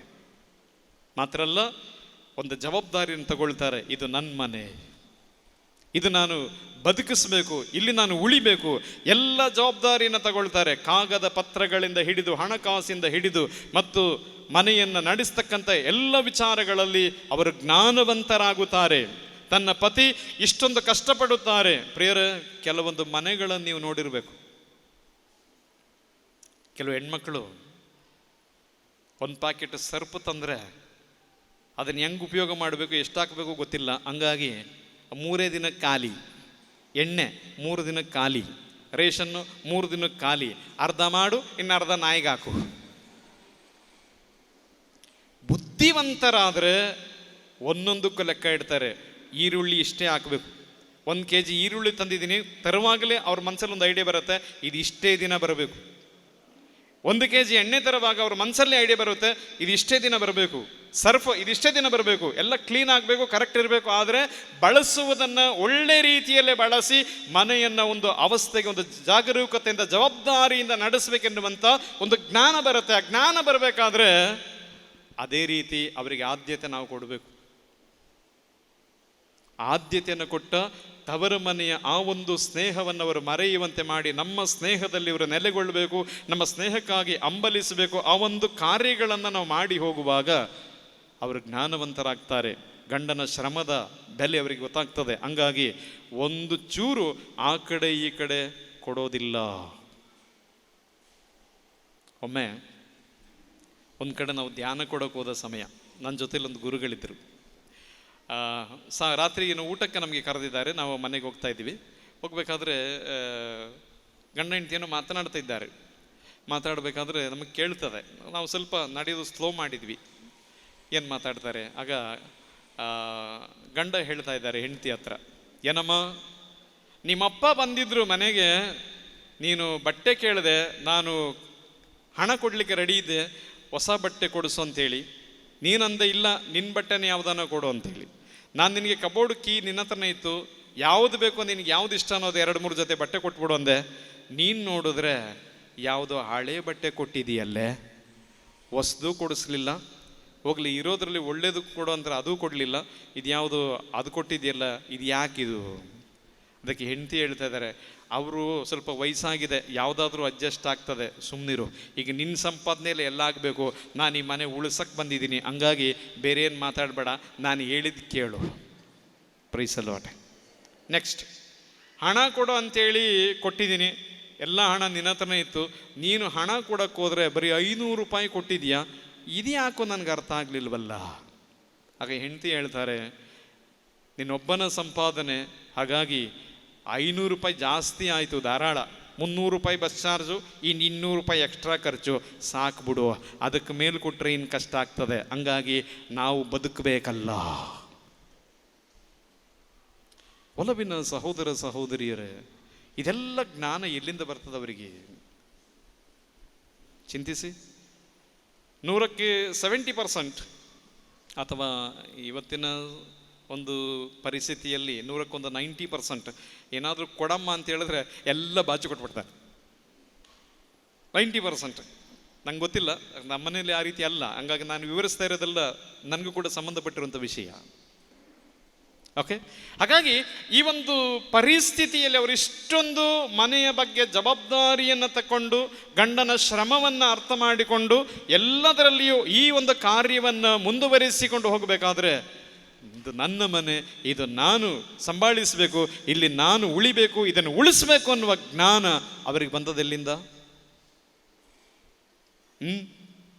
ಯಾವಾಗ ಗಂಡನು ಹೆಂಡತಿಗೆ ಆದ್ಯತೆಯನ್ನು ನೀಡಿ, ತನ್ನ ಸ್ನೇಹವನ್ನು ಅವರಿಗೆ ಕೊಟ್ಟು, ತನ್ನ ಕಷ್ಟಗಳನ್ನೆಲ್ಲವನ್ನು ಅರ್ಥೈಸಿ, ಒಳ್ಳೆ ರೀತಿಯಲ್ಲಿ ಅವ್ರನ್ನ ಸಂಭಾಳಿಸಿ ಮುಂದೆ ಕೊಂಡೋಗ್ತಾರೆ, ಆ ಸಮಯದಲ್ಲಿ ಈ ಎಲ್ಲ ಪರಿಜ್ಞಾನವು ಅವರಿಗೆ ಉಂಟಾಗುವಂಥದ್ದು. ಅದಾಗಿದೆ ಬಹಳ ಪ್ರಮುಖವಾಗಿ ದೇವರ ವಾಕ್ಯ ಕಲಿಸುವಂಥ ಸ್ಥಿತಿ.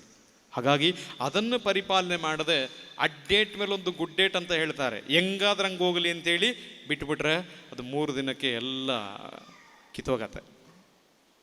ನೆಕ್ಸ್ಟ್, ದೇವರ ವಚನವನ್ನು ನೋಡೋಣ. ಧರ್ಮ ಸಭೆಯನ್ನು ಪಾವನಗೊಳಿಸುವುದಕ್ಕಾಗಿ ಕ್ರಿಸ್ತ ಯೇಸು ತಮ್ಮ ಪ್ರಾಣವನ್ನೇ ಕೊಟ್ಟರು. ವಾಕ್ಯೋಪದೇಶದಿಂದಲೂ ಜಲಸ್ನಾನದಿಂದಲೂ ಅದನ್ನು ಶುದ್ಧೀಕರಿಸಿದರು. ಧರ್ಮಸಭೆ ಕಳಂಕ ಕಲ್ಮಶವಾಗಲಿ ಸುಕ್ಕು ಬೊಕ್ಕೆಯಾಗಲಿ ಇಲ್ಲದ ಸೌಂದರ್ಯವತಿಯಾಗಿ ತಮಗೆ ಅರ್ಪಿಸಿಕೊಳ್ಳುವಂತೆ ಹೀಗೆ ಮಾಡಿದರು. ಸಾಕು. ಹಾಗಾಗಿ ಪ್ರಿಯ ಸಹೋದರ ಸಹೋದರಿಯರೇ, ಪುರುಷರು ಈ ಎಲ್ಲ ದೈವ ವಚನಗಳನ್ನು ತನ್ನ ಮನಸ್ಸಲ್ಲಿಡಬೇಕು. ಸಮಯ ಸಿಗುವಾಗ ಈ ದೈವ ವಚನಗಳನ್ನು ಧ್ಯಾನಿಸಬೇಕು ಮತ್ತು ಇದನ್ನು ನಮ್ಮ ಜೀವನಕ್ಕೆ ಅಳವಡಿಸಿಕೊಳ್ಳಬೇಕು. ಆಗ ಮಾತ್ರ ನಮ್ಮ ಕುಟುಂಬದಲ್ಲಿ ಸಂತೋಷ ಬರುತ್ತೆ, ಸಮಾಧಾನ ಬರುತ್ತೆ ಮತ್ತು ಇರುವಂಥ ಎಲ್ಲ ಪೈಶಾಚಿಕ ಬಂಧನಗಳು ತುಂಡರಿಸಲ್ಪಡುತ್ತದೆ. Praise the Lord. Hallelujah. Next, ಪ್ರಿಯ ಸಹೋದರ ಸಹೋದರಿಯರೇ, ಗಂಡ ಹೆಂಡತಿ 2 ಕುಟುಂಬಗಳಿಂದ ಬಂದವರು, 2 ಸಂಸ್ಕಾರಗಳಿಂದ ಬಂದವರು, 2 ಆಚಾರ ವಿಚಾರಗಳಿಂದ ಬಂದವರು. ಒಬ್ಬರಿಗೆ ಹಾಗಲಕಾಯಿ ಇಷ್ಟ ಅಂದರೆ ಇನ್ನೊಬ್ಬರಿಗೆ ಬದನೆಕಾಯಿ ಇಷ್ಟ, ಒಬ್ಬರಿಗೆ ಕೆಂಪು ಕಲರ್ ಇಷ್ಟ ಅಂದರೆ ಇನ್ನೊಬ್ಬರಿಗೆ ಇನ್ನೊಂದು ಕಲರ್ ಇಷ್ಟ. ಹಂಗಾಗಿ ಎರಡು ವ್ಯತ್ಯಸ್ತ ಗುಣಗಳಲ್ಲಿ, ಎರಡು ವ್ಯತ್ಯಸ್ತ ಸ್ವಭಾವಗಳಲ್ಲಿ, ಎರಡು ವ್ಯತ್ಯಸ್ತ ಸಂಸ್ಕೃತಿಗಳಲ್ಲಿ ಬೆಳೆದು ಬಂದಿರತಕ್ಕಂಥದ್ದು ಕೊನೆಯವರೆಗೆ ಜೀವಿಸಬೇಕು. ಸಹಜವಾಗಿ ಸಣ್ಣ ಪುಟ್ಟ ಜಗಳಗಳು ಆಗತ್ತೆ. ಹಾಗಾಗಿ ಅತಿಯಾಗಿ ಮಾತನ್ನು ಮುಂದುವರೆಸದೆ ಮ್ಯಾಕ್ಸಿಮಮ್ ಸಂಜೆ ಆಗುವಷ್ಟರಲ್ಲಿ ಜಗಳ ಮುಗಿಬೇಕು. ಸಂಜೆ ಆಗುವಷ್ಟರಲ್ಲಿ ಜಗಳ ಮುಗಿಬೇಕು, ಸಮಾಧಾನಕ್ಕೆ ಬರಬೇಕು. ಎಫೆಸಿಯರಿಗೆ ಬರೆದ ಪತ್ರ 4ನೇ ಅಧ್ಯಾಯ 26ನೇ ವಾಕ್ಯ. ಎಫೆಸಿ 4:26. ಕೋಪ ಮಾಡಬೇಕಾಗಿ ಬಂದರೂ ಪಾಪ ಮಾಡಬೇಡ್ರಿ. ಸೂರ್ಯನು ಮುಳುಗುವ ಮುನ್ನ ನಿಮ್ಮ ಕೋಪವು ಇಳಿಯಲಿ.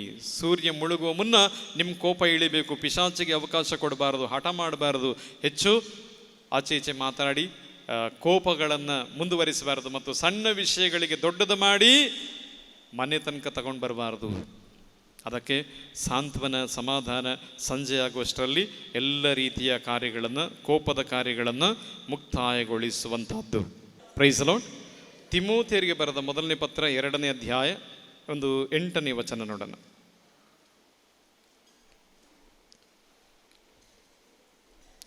ತಿಮೋಥೆ, ಪ್ರಾರ್ಥನೆ ಮಾಡುವ ಸ್ಥಳಗಳಲ್ಲೆಲ್ಲ ಪುರುಷರು ಕೋಪತಾಪವಿಲ್ಲದೆ, ಕೋಲಾಹಲವಿಲ್ಲದೆ ಕರಗಳನ್ನೆತ್ತಿ ಭಕ್ತಿಪೂರ್ವಕವಾಗಿ ಪ್ರಾರ್ಥಿಸಬೇಕೆಂಬುದೇ ನನ್ನ ಅಪೇಕ್ಷೆ.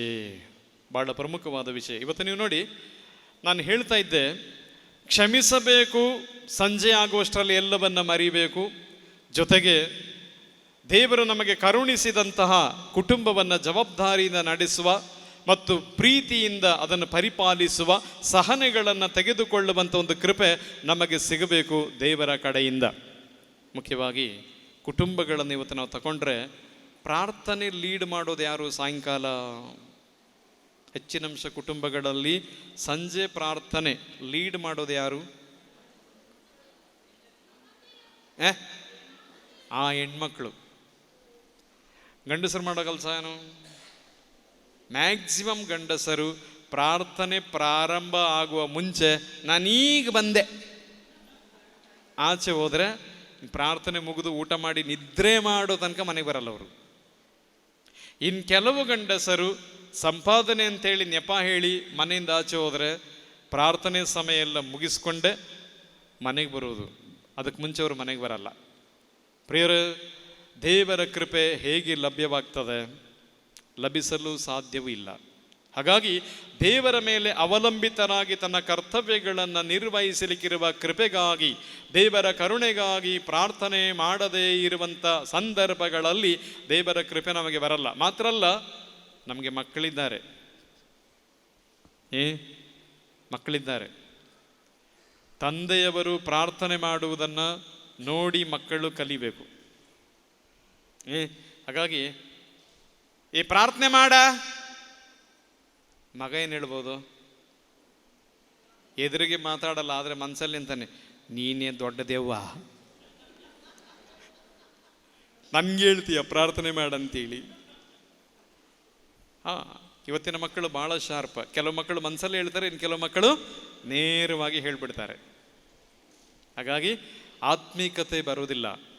ಹಾಗಾಗಿ ಒಲವಿನ ಸಹೋದರ ಸಹೋದರಿಯರೇ, ದೇವರ ವಾಕ್ಯ ಹೇಳ್ತದೆ, ನೀವು ದೇವರಲ್ಲಿ ಐಕ್ಯಗೊಂಡು ಕರಗಳನ್ನೆತ್ತಿ ಪ್ರಾರ್ಥಿಸು ಅಂತೇಳಿ ಹಾಕಿ ಬಹಳ ವಿಶಿಷ್ಟವಾಗಿ ದೇವರ ವಾಕ್ಯ ಹೇಳೋದು. ಮೋಶೆ ಇಸ್ರಾಯೇಲ್ ಜನಾಂಗ ಅಮಲೇಕ್ಯರೊಡನೆ ಯುದ್ಧ ಮಾಡುವ ಸಮಯ, ಯೆಹೋಶುವನು ಯುದ್ಧದ ನೇತೃತ್ವವನ್ನು ವಹಿಸಿ ಹೋರಾಡುವಾಗ ಮೋಶೆ ತನ್ನ 2 ಕರಗಳನ್ನು ಮೇಲೆತ್ತಿ ದೇವರ ಸನ್ನಿಧಿಯಲ್ಲಿ ಪ್ರಾರ್ಥನೆ ಮಾಡುತ್ತಿದ್ದ. ದೇವರ ವಾಕ್ಯ ಹೇಳ್ತದೆ, ಮೋಶೆ ತನ್ನ ಕರಗಳನ್ನೆತ್ತಿ ಪ್ರಾರ್ಥಿಸುವಾಗ ಸರ್ವೇಶ್ವರನ ಶಕ್ತಿ ಇಸ್ರೇಲ್ ದಂಡಿನ ಮೇಲೆ ಇಳಿದು ಬಂದು ಅಮಲೇಕ್ಯರಿಗೆ ಸೋಲುಂಟಾಗುತ್ತಿತ್ತು. ಪ್ರಿಯರೇ, ನಮ್ಮ ಕುಟುಂಬ ಜೀವಿತದಲ್ಲಿ ಯಶಸ್ಸಿ, ಆರೋಗ್ಯ ಮತ್ತೆಲ್ಲ ದೇವರ ಕರುಣೆ ಅನುಗ್ರಹ ಬರಬೇಕಾದ್ರೆ ಕುಟುಂಬದ ಯಜಮಾನ ಮುಂಜಾನೆ ಮತ್ತು ಸಂಜೆ ದೇವರ ಕೃಪೆಗಾಗಿ ಪ್ರಾರ್ಥಿಸುವಂಥದ್ದು. ಆ ಒಂದು ಕೃಪೆಯಲ್ಲಿ ನೆಲೆಗೊಂಡಿಲ್ಲ, ಬೇಕೆ ಎಲ್ಲದಕ್ಕೂ ಸಮಯ ಕೊಡ್ತೇವೆ, ಎಲ್ಲದಕ್ಕೂ ಸಮಯ ಕೊಡ್ತೇವೆ. ಬೆಳಿಗ್ಗೆ ಎದ್ದ ಕೂಡಲೇ ಮೊದಲು ಆನ್ ಮಾಡೋದೇ ಮೊಬೈಲ್.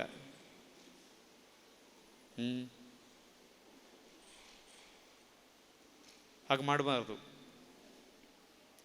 ನೀವು 6 ಗಂಟೆಗೆ ಮೊಬೈಲ್ ಆನ್ ಮಾಡಿದರೆ 6 ಗಂಟೆ ಮುಂಚೆ ನಿಮ್ಮ ಪ್ರಾರ್ಥನೆ ಮುಗಿದಿರಬೇಕು. ಆಗ ಮಾತ್ರ ನೀವು ಮೊಬೈಲ್ 6 ಗಂಟೆಗೆ ಏನು ಎಮರ್ಜೆನ್ಸಿ ಏನೂ ಆಗಲಿ ಆನ್ ಮಾಡ್ಬೋದು. ಪ್ರಾರ್ಥನೆ ಮುಗಿಯುವವರೆಗೆ ನಿಮ್ಮ ಮೊಬೈಲ್ ಫೋನ್ ಆನ್ ಆಗಲಿಕ್ಕಿಲ್ಲ, ಮಾಡಬಾರದು.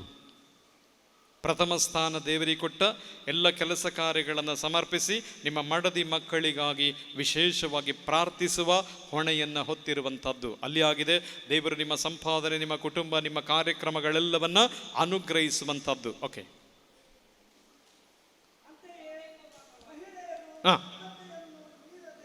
ಮಹಿಳೆಯರು ಘನತೆಯನ್ನ ಗೌರವವನ್ನು ಮೀರದೆ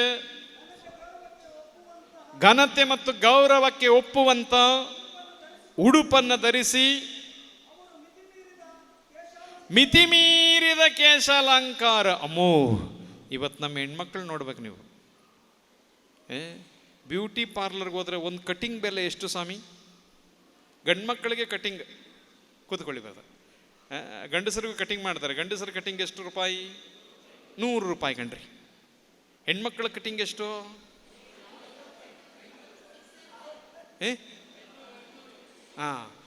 ಮಿನಿಮಮ್ 500 ರೂಪಾಯಿ ಇಡಬೇಕು. ಆ ಕಟಿಂಗ್ ಮಾತ್ರನೇನಾ, ಅದರಲ್ಲಿ ಏನೇನೋ ಇರ್ತದೆ. ಇದೆಲ್ಲ ಅವಶ್ಯಕತೆ ಇಲ್ಲ ಪ್ರಿಯರೇ. ಮತ್ತು ನಾವು ಧರಿಸುವಂಥ ಬೇರೆ ಬೇರೆ ವಸ್ತ್ರಗಳು. ಹಾಗಾಗಿ ಕೆಲವು ಅಳಿಯಂದಿರು ಮನೆಗೆ ಬರುವಾಗ ಅತ್ತೆ ಹೇಳೋದುಂಟು, ಏನೋ ದೊಡ್ಡದಾಗಿ ಬಂದ್ಬಿಟ್ಟೆ, ನನ್ನ ಮಗಳದು ಮೇಕಪ್ಗೆ ಹಣ ಕೊಡಕ್ಕೆ ನಿನ್ನಿಂದ ಆಗ್ತದೇನಾ? ಬಹಳ ಗಂಭೀರವಾದ ವಿಷಯ ಪ್ರಿಯರೇ. ಇದು ಲೌಕಿಕವಾದ ರೀತಿಯಲ್ಲಿ ನಾವು ಕಲಿಸಿದಂಥ ಅಸ್ಥಿವಾರ, ಹಾಕಿದ ಅಸ್ಥಿವಾರ, ಅದು ದೇವರಿಗೆ ಸಂಬಂಧಪಡಲ್ಲ. ಹಂಗಾಗಿ ಲೋಕದ ರೀತಿಯಲ್ಲಿ ಅಸ್ಥಿವಾರವನ್ನು ಹಾಕಿ ಅದರಲ್ಲಿ ಚಲಿಸಿದರೆ ತೊಂದರೆ ಗ್ಯಾರಂಟಿ, ಅದರಿಂದ ದುಃಖ ಗ್ಯಾರಂಟಿ, ವೇದನೆ ಗ್ಯಾರಂಟಿ.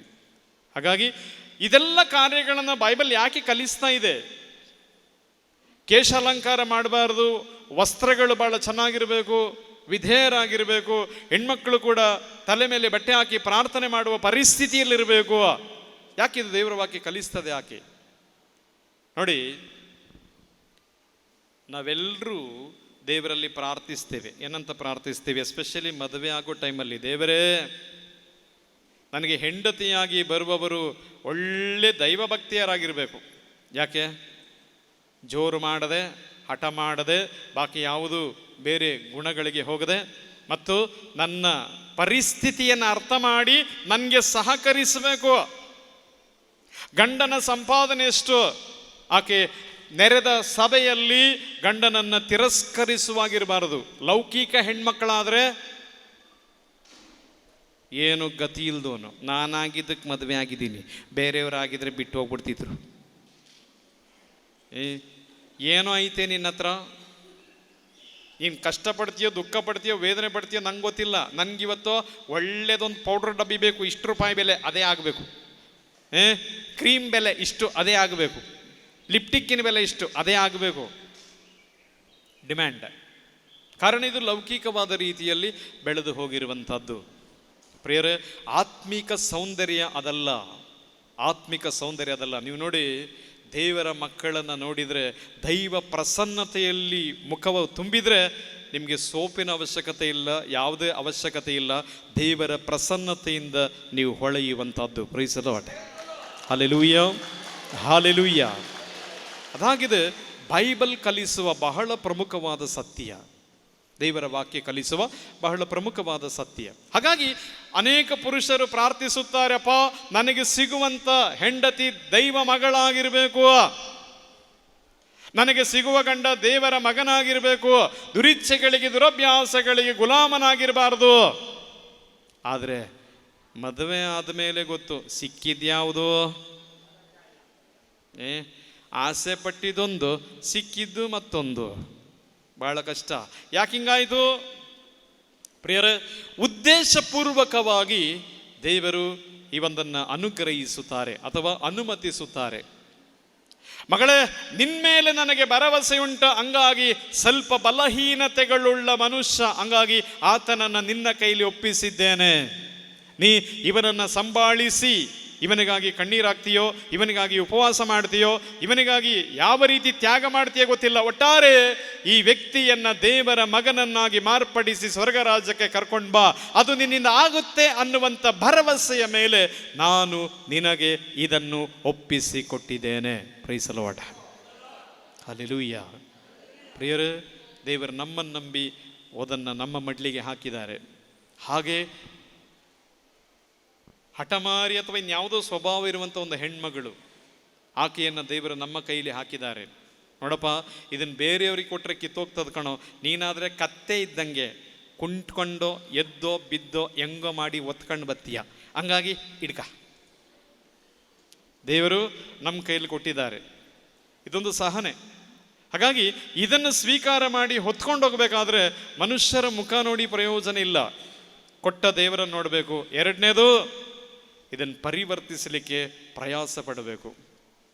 ಪ್ರಿಯರೇ, ಅದಕ್ಕೋಸ್ಕರವೇ ಹೆಣ್ಮಕ್ಕಳಿಗೆ ಸೌಂದರ್ಯವನ್ನು ನೀಡಿದ್ದಾರೆ, ಪ್ರೀತಿಯ ಮಡಿಲನ್ನು ದೇವರು ನೀಡಿದ್ದಾರೆ. ಪ್ರೀತಿಗೆ ಎಂಥ ಶಕ್ತಿ ಉಂಟ, ಎಂತಹ ಕಠೋರ ವ್ಯಕ್ತಿಯಾದರೂ ಅದನ್ನು ಒಳ್ಳೆ ರೀತಿಯಲ್ಲಿ ಮಾರ್ಪಡಿಸುವ ಶಕ್ತಿ ಮಮತೆಗುಂಟ. Praise the Lord. ಹಲ್ಲೆಲೂಯಾ. ಅದೆಷ್ಟೋ ಗಂಡಸರು ತಮ್ಮ ಹೆಂಡತಿಯ ಪ್ರೀತಿಯಿಂದ, ತಮ್ಮ ಹೆಂಡತಿಯ ಮಮತೆ ಮತ್ತು ತಮ್ಮ ಹೆಂಡತಿಯ ಪ್ರಾರ್ಥನೆಯಿಂದ ದೇವರ ವಾಕ್ಯವನ್ನು ಸಾರುವ ಮನುಷ್ಯರಾಗಿದ್ದಾರೆ. Praise the Lord. ಹಲ್ಲೆಲೂಯಾ. ನನಗೆ ದೇವರ ವಾಕ್ಯವನ್ನು ಹೇಳಿಕೊಟ್ಟ ಒಂದು ಬ್ರದರ್ ಇದ್ದರು. ಅವ್ರು ಯಾವಾಗಲೂ ಹೇಳೋರು, ನಂಬರ್ 1 ಬಟ್ಟಿ ಸರಾಯಿ ಕುಡ್ಕ ಮನುಷ್ಯ. 2-3 ಬಾಟ್ಲಿ ಕುಡಿದ್ರು ಜುಮ್ ಅಲ್ಲಾಡೋದಿಲ್ಲ. ಹಾಗೆ ಈ ವ್ಯಕ್ತಿಯನ್ನು ಎಲ್ಲೆಲ್ಲೋ ಬಿಟ್ಟು ನೋಡಿದ್ರು, ಅಮ್ಮ ಏನು ಮಾಡಿದ್ರು ಆಸಾಮಿ ಜಗಲಿಲ್ಲ. ಕೊನೆಗೆ ಬಹಳವಾಗಿ ಪ್ರಾರ್ಥಿಸಿ ಒಂದು ಧ್ಯಾನ ಮಂದಿರಕ್ಕೆ ಕರ್ಕೊಂಡು ಬಂದು ಧ್ಯಾನದಲ್ಲಿ ದೇವರ ವಚನವನ್ನು ಕೇಳುವಂತೆ ಆಸ್ಪದ ಮಾಡಿ ಅವರಿಗೆ ಉಪವಾಸ ಮಾಡಿ ಪ್ರಾರ್ಥಿಸಿದ ಫಲ, ಒಂದೇ ಧ್ಯಾನದಲ್ಲಿ ಪತಿ ಪರಿವರ್ತನೆಗೊಂಡರು. ಕೆಲವು ದಿನಗಳಲ್ಲಿ ಪವಿತ್ರಾತ್ಮರ ಕೃಪೆಯನ್ನು ಸ್ವೀಕರಿಸಿ ದೇವರ ವಚನವನ್ನು ಸಾರುವಂಥವರಾದರು. Praise the Lord. ಹಲ್ಲೆಲೂಯಾ. ಪ್ರಿಯರೇ, ಎಷ್ಟು ವರ್ಷ ಅಮ್ಮ ಕಷ್ಟಪಟ್ಟಿರಬೇಕು, ಎಷ್ಟು ಸಮಯ ಅಮ್ಮ ನಿದ್ರೆ ಇಲ್ಲದೆ ಅದು ಈ ಕುಡುಕರನ್ನು ಸಂಭಾಳಿಸುವುದು ಎಷ್ಟು ಕಷ್ಟ ಅಂತ ಗೊತ್ತಿದೆ ನಿಮಗೆ. ನಿದ್ರೆ ಮಾಡ್ಲಿಕ್ಕೆ ಬಿಡಲ್ಲ ಅವರು. ತನಗೆ ನಿದ್ರೆ ಬರಲ್ಲ, ಹೆಂಡತಿ ಆರಾಮಾಗಿ ಮಲಗಿದ್ದಾರೆ, ಎಳ್ದು ಬಿಡ್ತಾನೆ. ನಾನು ನಿದ್ರೆ ಇಲ್ಲದೆ ಕೂತ್ಕೊಂಡಿದ್ದೀನಿ, ನೀನು ನಿದ್ರೆ ಮಾಡ್ತೀಯಾ ಹೇಳೋ. ಕುತ್ಕೊಳ್ಳೋಕ್ಕೂ ಬಿಡಲ್ಲ, ನಿಂತ್ಕೊಳ್ಳೋಕ್ಕೂ ಬಿಡಲ್ಲ, ಚುಚ್ಚೋ ಮಾತುಗಳು ಬೇರೆ. ಆಮೇಲೆ ನಾನು ಬಾತ್ರೂಮಲ್ಲಿದ್ದೀನ ಅಥವಾ ಮನೆಯಲ್ಲಿ ಹಾಲಲ್ಲಿದ್ದೀನ, ಪುಣ್ಯಾತ್ಮನಿಗೆ ಆ ಜ್ಞಾನವೂ ಇಲ್ಲ. ಎಲ್ಲಂದ್ರಲ್ಲೇ ಉಗಿದು ಬಿಡೋದು, ಎಲ್ಲಂದ್ರಲ್ಲಿ ಏನು ಬೇಕೋ ಮಾಡಿಬಿಡೋದು. ಹೆಂಗಿರ್ತದೆ ಒಂದು ಅಮ್ಮನ ಪರಿಸ್ಥಿತಿ. ಇದಾಗಿದೆ ಎಕ್ಸ್ಟ್ರೀಮ್ ಕುಡುಕರ ಅವಸ್ಥೆ. ಪ್ರಿಯರೇ, ಇಂಥವ್ರನ್ನ ಸಂಭಾಳಿಸಬೇಕು. ನೋಡಿ, ಲೋಕದಲ್ಲಿ 4-5 ಜನ ಅವ್ರನ್ನ ನೋಡುವಾಗ ಅವರು ಸ್ವಂತ ಮನೆಯವರೇ ಹೇಳ್ತಾರೆ, ನಿನ್ಗೆ ಯಾವ ಹಣೆ ಬರ ಕಣೆ ಇದು, ನಾನೇ ಹೇಳ್ತೀನಿ ಬಿಟ್ಬಿಡು ಕಣೆ. ನಿಮ್ಗೆ ತಿನ್ನಕ್ಕೆ ಅನ್ನ ಇಲ್ವಾ, ವಾಸ ಮಾಡೋಕ್ಕೆ ಮನೆ ಇಲ್ವಾ, ಅವನೇ ಆಗ್ಬೇಕಾ, ಬಿಟ್ಬಿಡುವ. ಪರಿಜ್ಞಾನವುಳ್ಳ ದೈವ ಮಗಳು ಅದನ್ನು ಒಪ್ಪೋದಿಲ್ಲ. ಕಾರಣ ಏನು?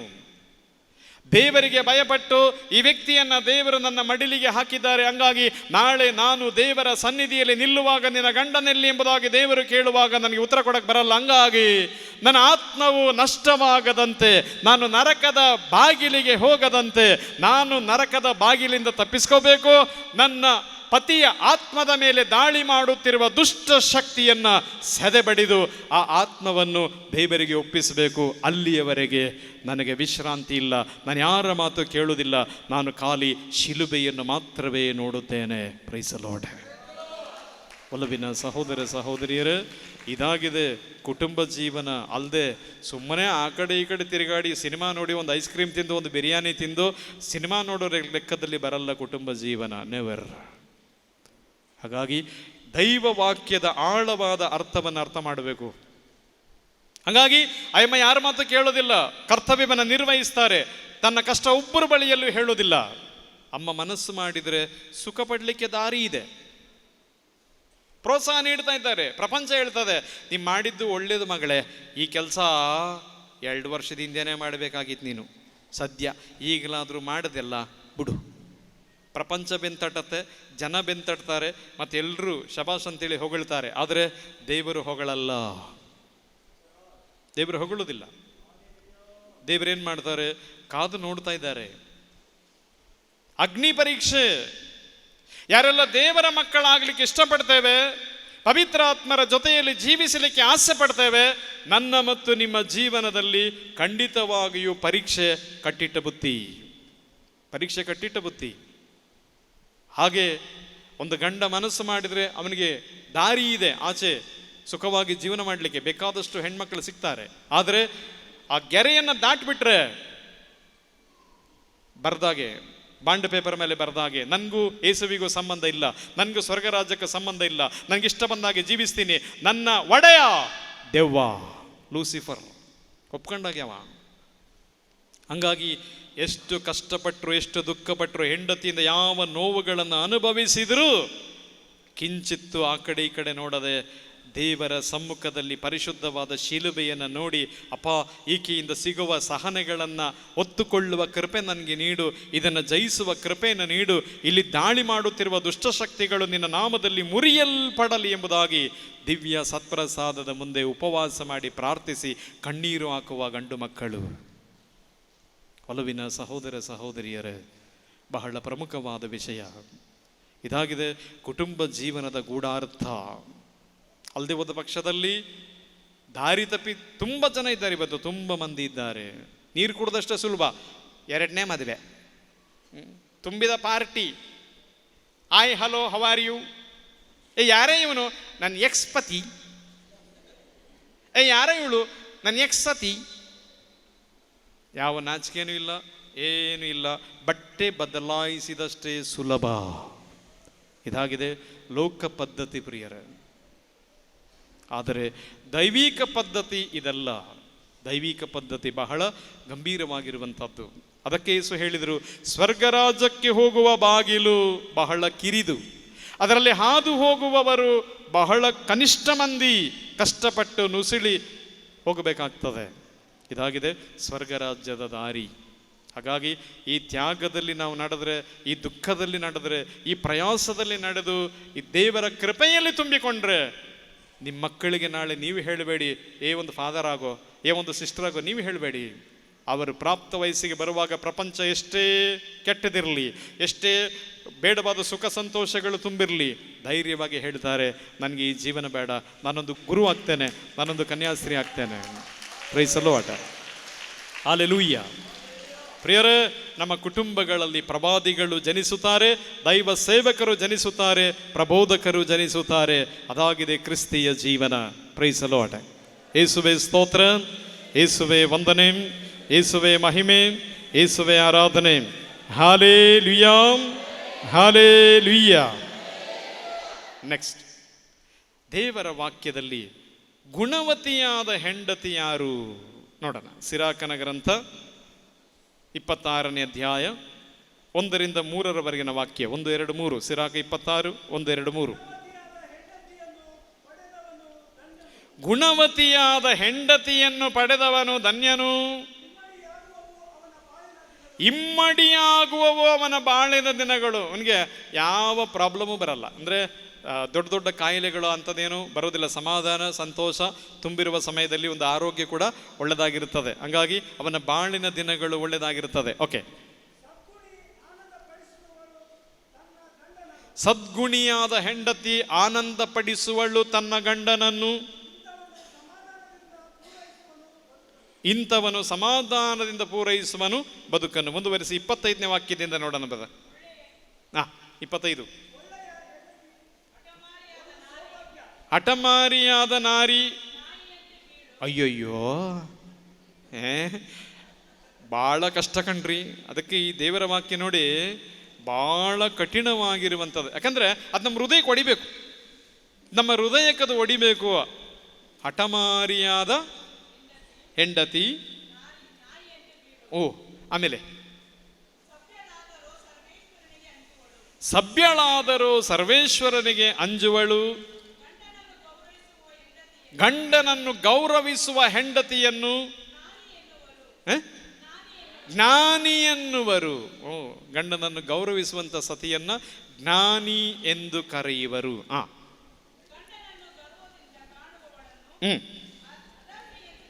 ಅಧರ್ಮಿ ಎಂದು ಕರೆಯುವರು. ನೀವು ಸಮಯ ಇದ್ದಾಗ ಓದ್ಕೊಳ್ಳಿ, ತುಂಬ ಚೆನ್ನಾಗಿದೆ ದೇವರ ವಾಕ್ಯ. ಚೆನ್ನಾಗಿದೆ ಅಂತ ಮಾತ್ರ ಅಲ್ಲ, ನಮ್ಮ ಹೃದಯಕ್ಕೆ ಹೊಡಿಬೇಕು. ಆ ಆತ್ಮದ ಬೈಬಲ್ ಎನ್ನುವಂಥದ್ದು, ದೇವರ ವಾಕ್ಯ ಎನ್ನುವಂಥದ್ದು ನಮ್ಮ ಆತ್ಮದ ಕನ್ನಡಿ ಇದ್ದಾಗೆ. ವಚನಗಳನ್ನು ಓದುವಾಗಲೇ ನಮ್ಮ ರಿಯಲ್ ಪಿಕ್ಚರ್ ಬಂದ್ಬಿಡತ್ತೆ. ಹೊರಗಡೆ ಜನ ನಮ್ಮನ್ನು ಯಾವ ರೀತಿ ಆದರೂ ನೋಡ್ಬೋದು, ನಾವು ಜನರ ಕಣ್ಣಿಗೆ ಲಕಾಲಕ ಹೊಳಿತಿರ್ತೇವೆ. ಆದರೆ ದೇವರ ಕಣ್ಣಿಗೆ ಮಾತ್ರವೇ ನಮ್ಮದು ನಿಜ ಸ್ವರೂಪ ಏನಂತ ಗೊತ್ತಾಗೋದು. ಯಾವಾಗ ದೇವರ ವಾಕ್ಯವನ್ನು ಓದ್ತೇವೆ, ಆ ವಾಕ್ಯದ ಬೆಳಕಿನಲ್ಲಿ ನಮ್ಮ ಆತ್ಮದ ಸ್ವಭಾವಗಳು, ನಮ್ಮ ಆತ್ಮದ ಗುಣಗಳು ಕಂಡು ಬರತ್ತೆ. ಅದನ್ನು ಕಂಡು ಬರುವಾಗ ಕಣ್ಣು ಮುಚ್ಕೋಬಾರದು, ಬದಲಾಗಿ ದೇವರ ಮುಂದೆ ಅಳಬೇಕು. ಅಪ್ಪ, ನನ್ನ ಯೋಗ್ಯತೆ ಇಷ್ಟೇಪ್ಪ, ನನ್ನ ಯೋಗ್ಯತೆ ಇಷ್ಟೇ, ಹಂಗಾಗಿ ನನ್ನನ್ನು ತಿದ್ದಬೇಕು, ನನ್ನನ್ನು ಪರಿವರ್ತಿಸಬೇಕು, ನನ್ನನ್ನು ನಿನ್ನಂತೆಯೇ ಮಾರ್ಪಡಿಸಬೇಕು. ಯಾವಾಗ ನಮ್ಮ ಹೃದಯದಿಂದ ನಾವು ಪ್ರಾರ್ಥಿಸ್ತೇವೆ, ದೇವರ ಪ್ರಾರ್ಥನೆಗೆ ಉತ್ತರ ಕೊಡ್ತಾರೆ. Praise the Lord, hallelujah. ಜ್ಞಾನೋಕ್ತಿಗಳ ಪುಸ್ತಕ 31ನೇ ಅಧ್ಯಾಯ 10ರಿಂದ 31ನೇ ವಾಕ್ಯದವರೆಗೆ ನೀವು ಟೈಮ್ ಇದ್ದಾಗ ಓದ್ಕೊಳ್ಳಿ. ಜ್ಞಾನೋಕ್ತಿ 31ನೇ ಅಧ್ಯಾಯದ 10ನೇ ವಾಕ್ಯದಿಂದ 31ನೇ ವಾಕ್ಯದವರೆಗೆ. ಸಾಕು, ಟೈಮ್ ಇಲ್ಲ, ನನಗೆ ಟೈಮ್ ಮುಗೀತು. ಹಾಗಾಗಿ 1 ಪೇತ್ರ 3ನೇ ಅಧ್ಯಾಯ 1ನೇ ವಾಕ್ಯದಿಂದ 7ನೇ ವಾಕ್ಯದವರೆಗೆ ನಿಮಗೆ ಸಮಯ ಇದ್ದಾಗ ನೀವು ಓದ್ಕೊಳ್ಳಿ. ದೇವರು ನಿಮ್ಮ ಕುಟುಂಬ ಜೀವನವನ್ನು ಸಮೃದ್ಧಿಯಾಗಿ ಅನುಗ್ರಹಿಸಲಿ ಮತ್ತು ಧ್ಯಾನಿಸಿದ ಎಲ್ಲ ವಚನಗಳ ಅಭಿಷೇಕ ನಮ್ಮಲ್ಲಿ ಬರಲಿ. ಯಾರೆಲ್ಲ ಪೊಲೀಸ್ ಠಾಣೆಯಲ್ಲಿ, ಕೋರ್ಟ್ನಲ್ಲಿ ನಮ್ಮ ವಿವಾಹ ವಿಚ್ಛೇದನಕ್ಕಿರುವಂಥ ಸಮಸ್ಯೆಗಳು, ಗಲಾಟೆಗಳು ನಡೀತಾ ಇದೆ, ಅದು ಈ ಧ್ಯಾನ ಮಂದಿರದಲ್ಲೇ ಕೊನೆಗೊಳ್ಳಲಿ. ದೇವರ ಆತ್ಮ ನಮ್ಮ ಮೇಲೆ ಇಳಿದು ಬರಲಿ. ಎಲ್ಲವನ್ನು ಇಲ್ಲಿಯೇ ಮುಕ್ತಾಯಗೊಳಿಸಿ ದೇವರ ನಾಮದಲ್ಲಿ ಒಂದು ಹೊಸ ಜೀವನವನ್ನು ಪ್ರಾರಂಭಿಸುವ ಕೃಪೆಯು, ಅಭಿಷೇಕವು ಕುಟುಂಬಗಳಿಗೆ ಉಂಟಾಗಲಿ ಅಂತ ಹೇಳಿ ಪ್ರಾರ್ಥನೆ ಮಾಡೋಣ, ಸ್ತುತಿಸೋಣ. Hallelujah, hallelujah, hallelujah, hallelujah, hallelujah. ಯೇಸುವೇ ಸ್ತೋತ್ರ, ವಂದನೆ, ಆರಾಧನೆ. Hallelujah, hallelujah, hallelujah, hallelujah. ಯೇಸುವೇ ಕರುಣೆಯಾಗಿರಿ, ಯೇಸುವೇ ಕರುಣೆಯಾಗಿರಿ, ಯೇಸುವೇ ಕರುಣೆಯಾಗಿರಿ, ಯೇಸುವೇ ಕರುಣೆಯಾಗಿರಿ. ಎಲ್ಲ ಸಮಸ್ಯೆಗಳು, ಬಂಧನಗಳು ಯೇಸು ಸ್ವಾಮಿಯ ನಾಮದ ಬಲದಲ್ಲಿ ತೊಲಗಿ ಯೇಸುವಿನ ಪಾದಗಳ ಕೆಳಗೆ ಹೋಗಿ ಆಜ್ಞಾಪಿಸುತ್ತೇನೆ.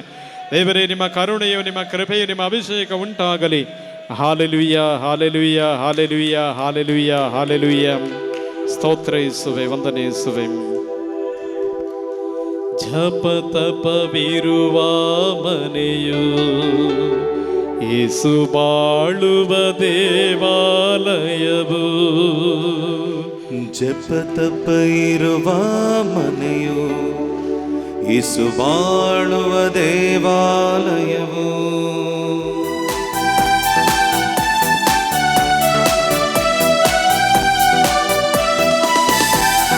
ಸತಿಪತಿಯ ಬಂದ, ಅನುರಾಗದ ಅನುಬಂಧ,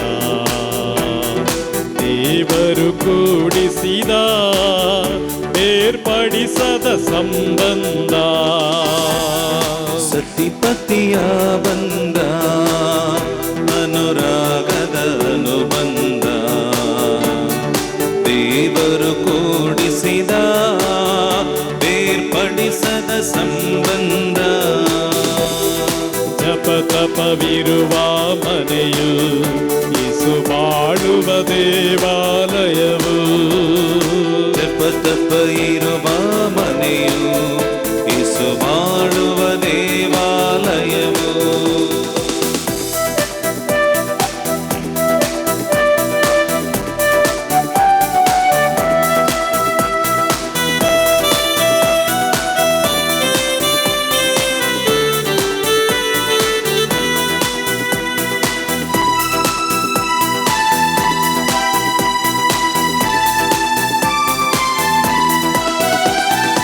ಪತಿಗೆ ವಿದೆಯಳಗು, ಮಮತೆಯ ತಾಯಾಗು. ಪತಿಗೆ ವಿದೆಯಳಗು, ಮಮತೆಯ ತಾಯಾಗು. ಸೇವೆಗೆ ದಾಸಿಯಾಗು, ಪ್ರೀತಿಸೋ ಮಗಳಾಗು. ಸೇವೆಗೆ ದಾಸಿಯಾಗು, ಪ್ರೀತಿಸೋ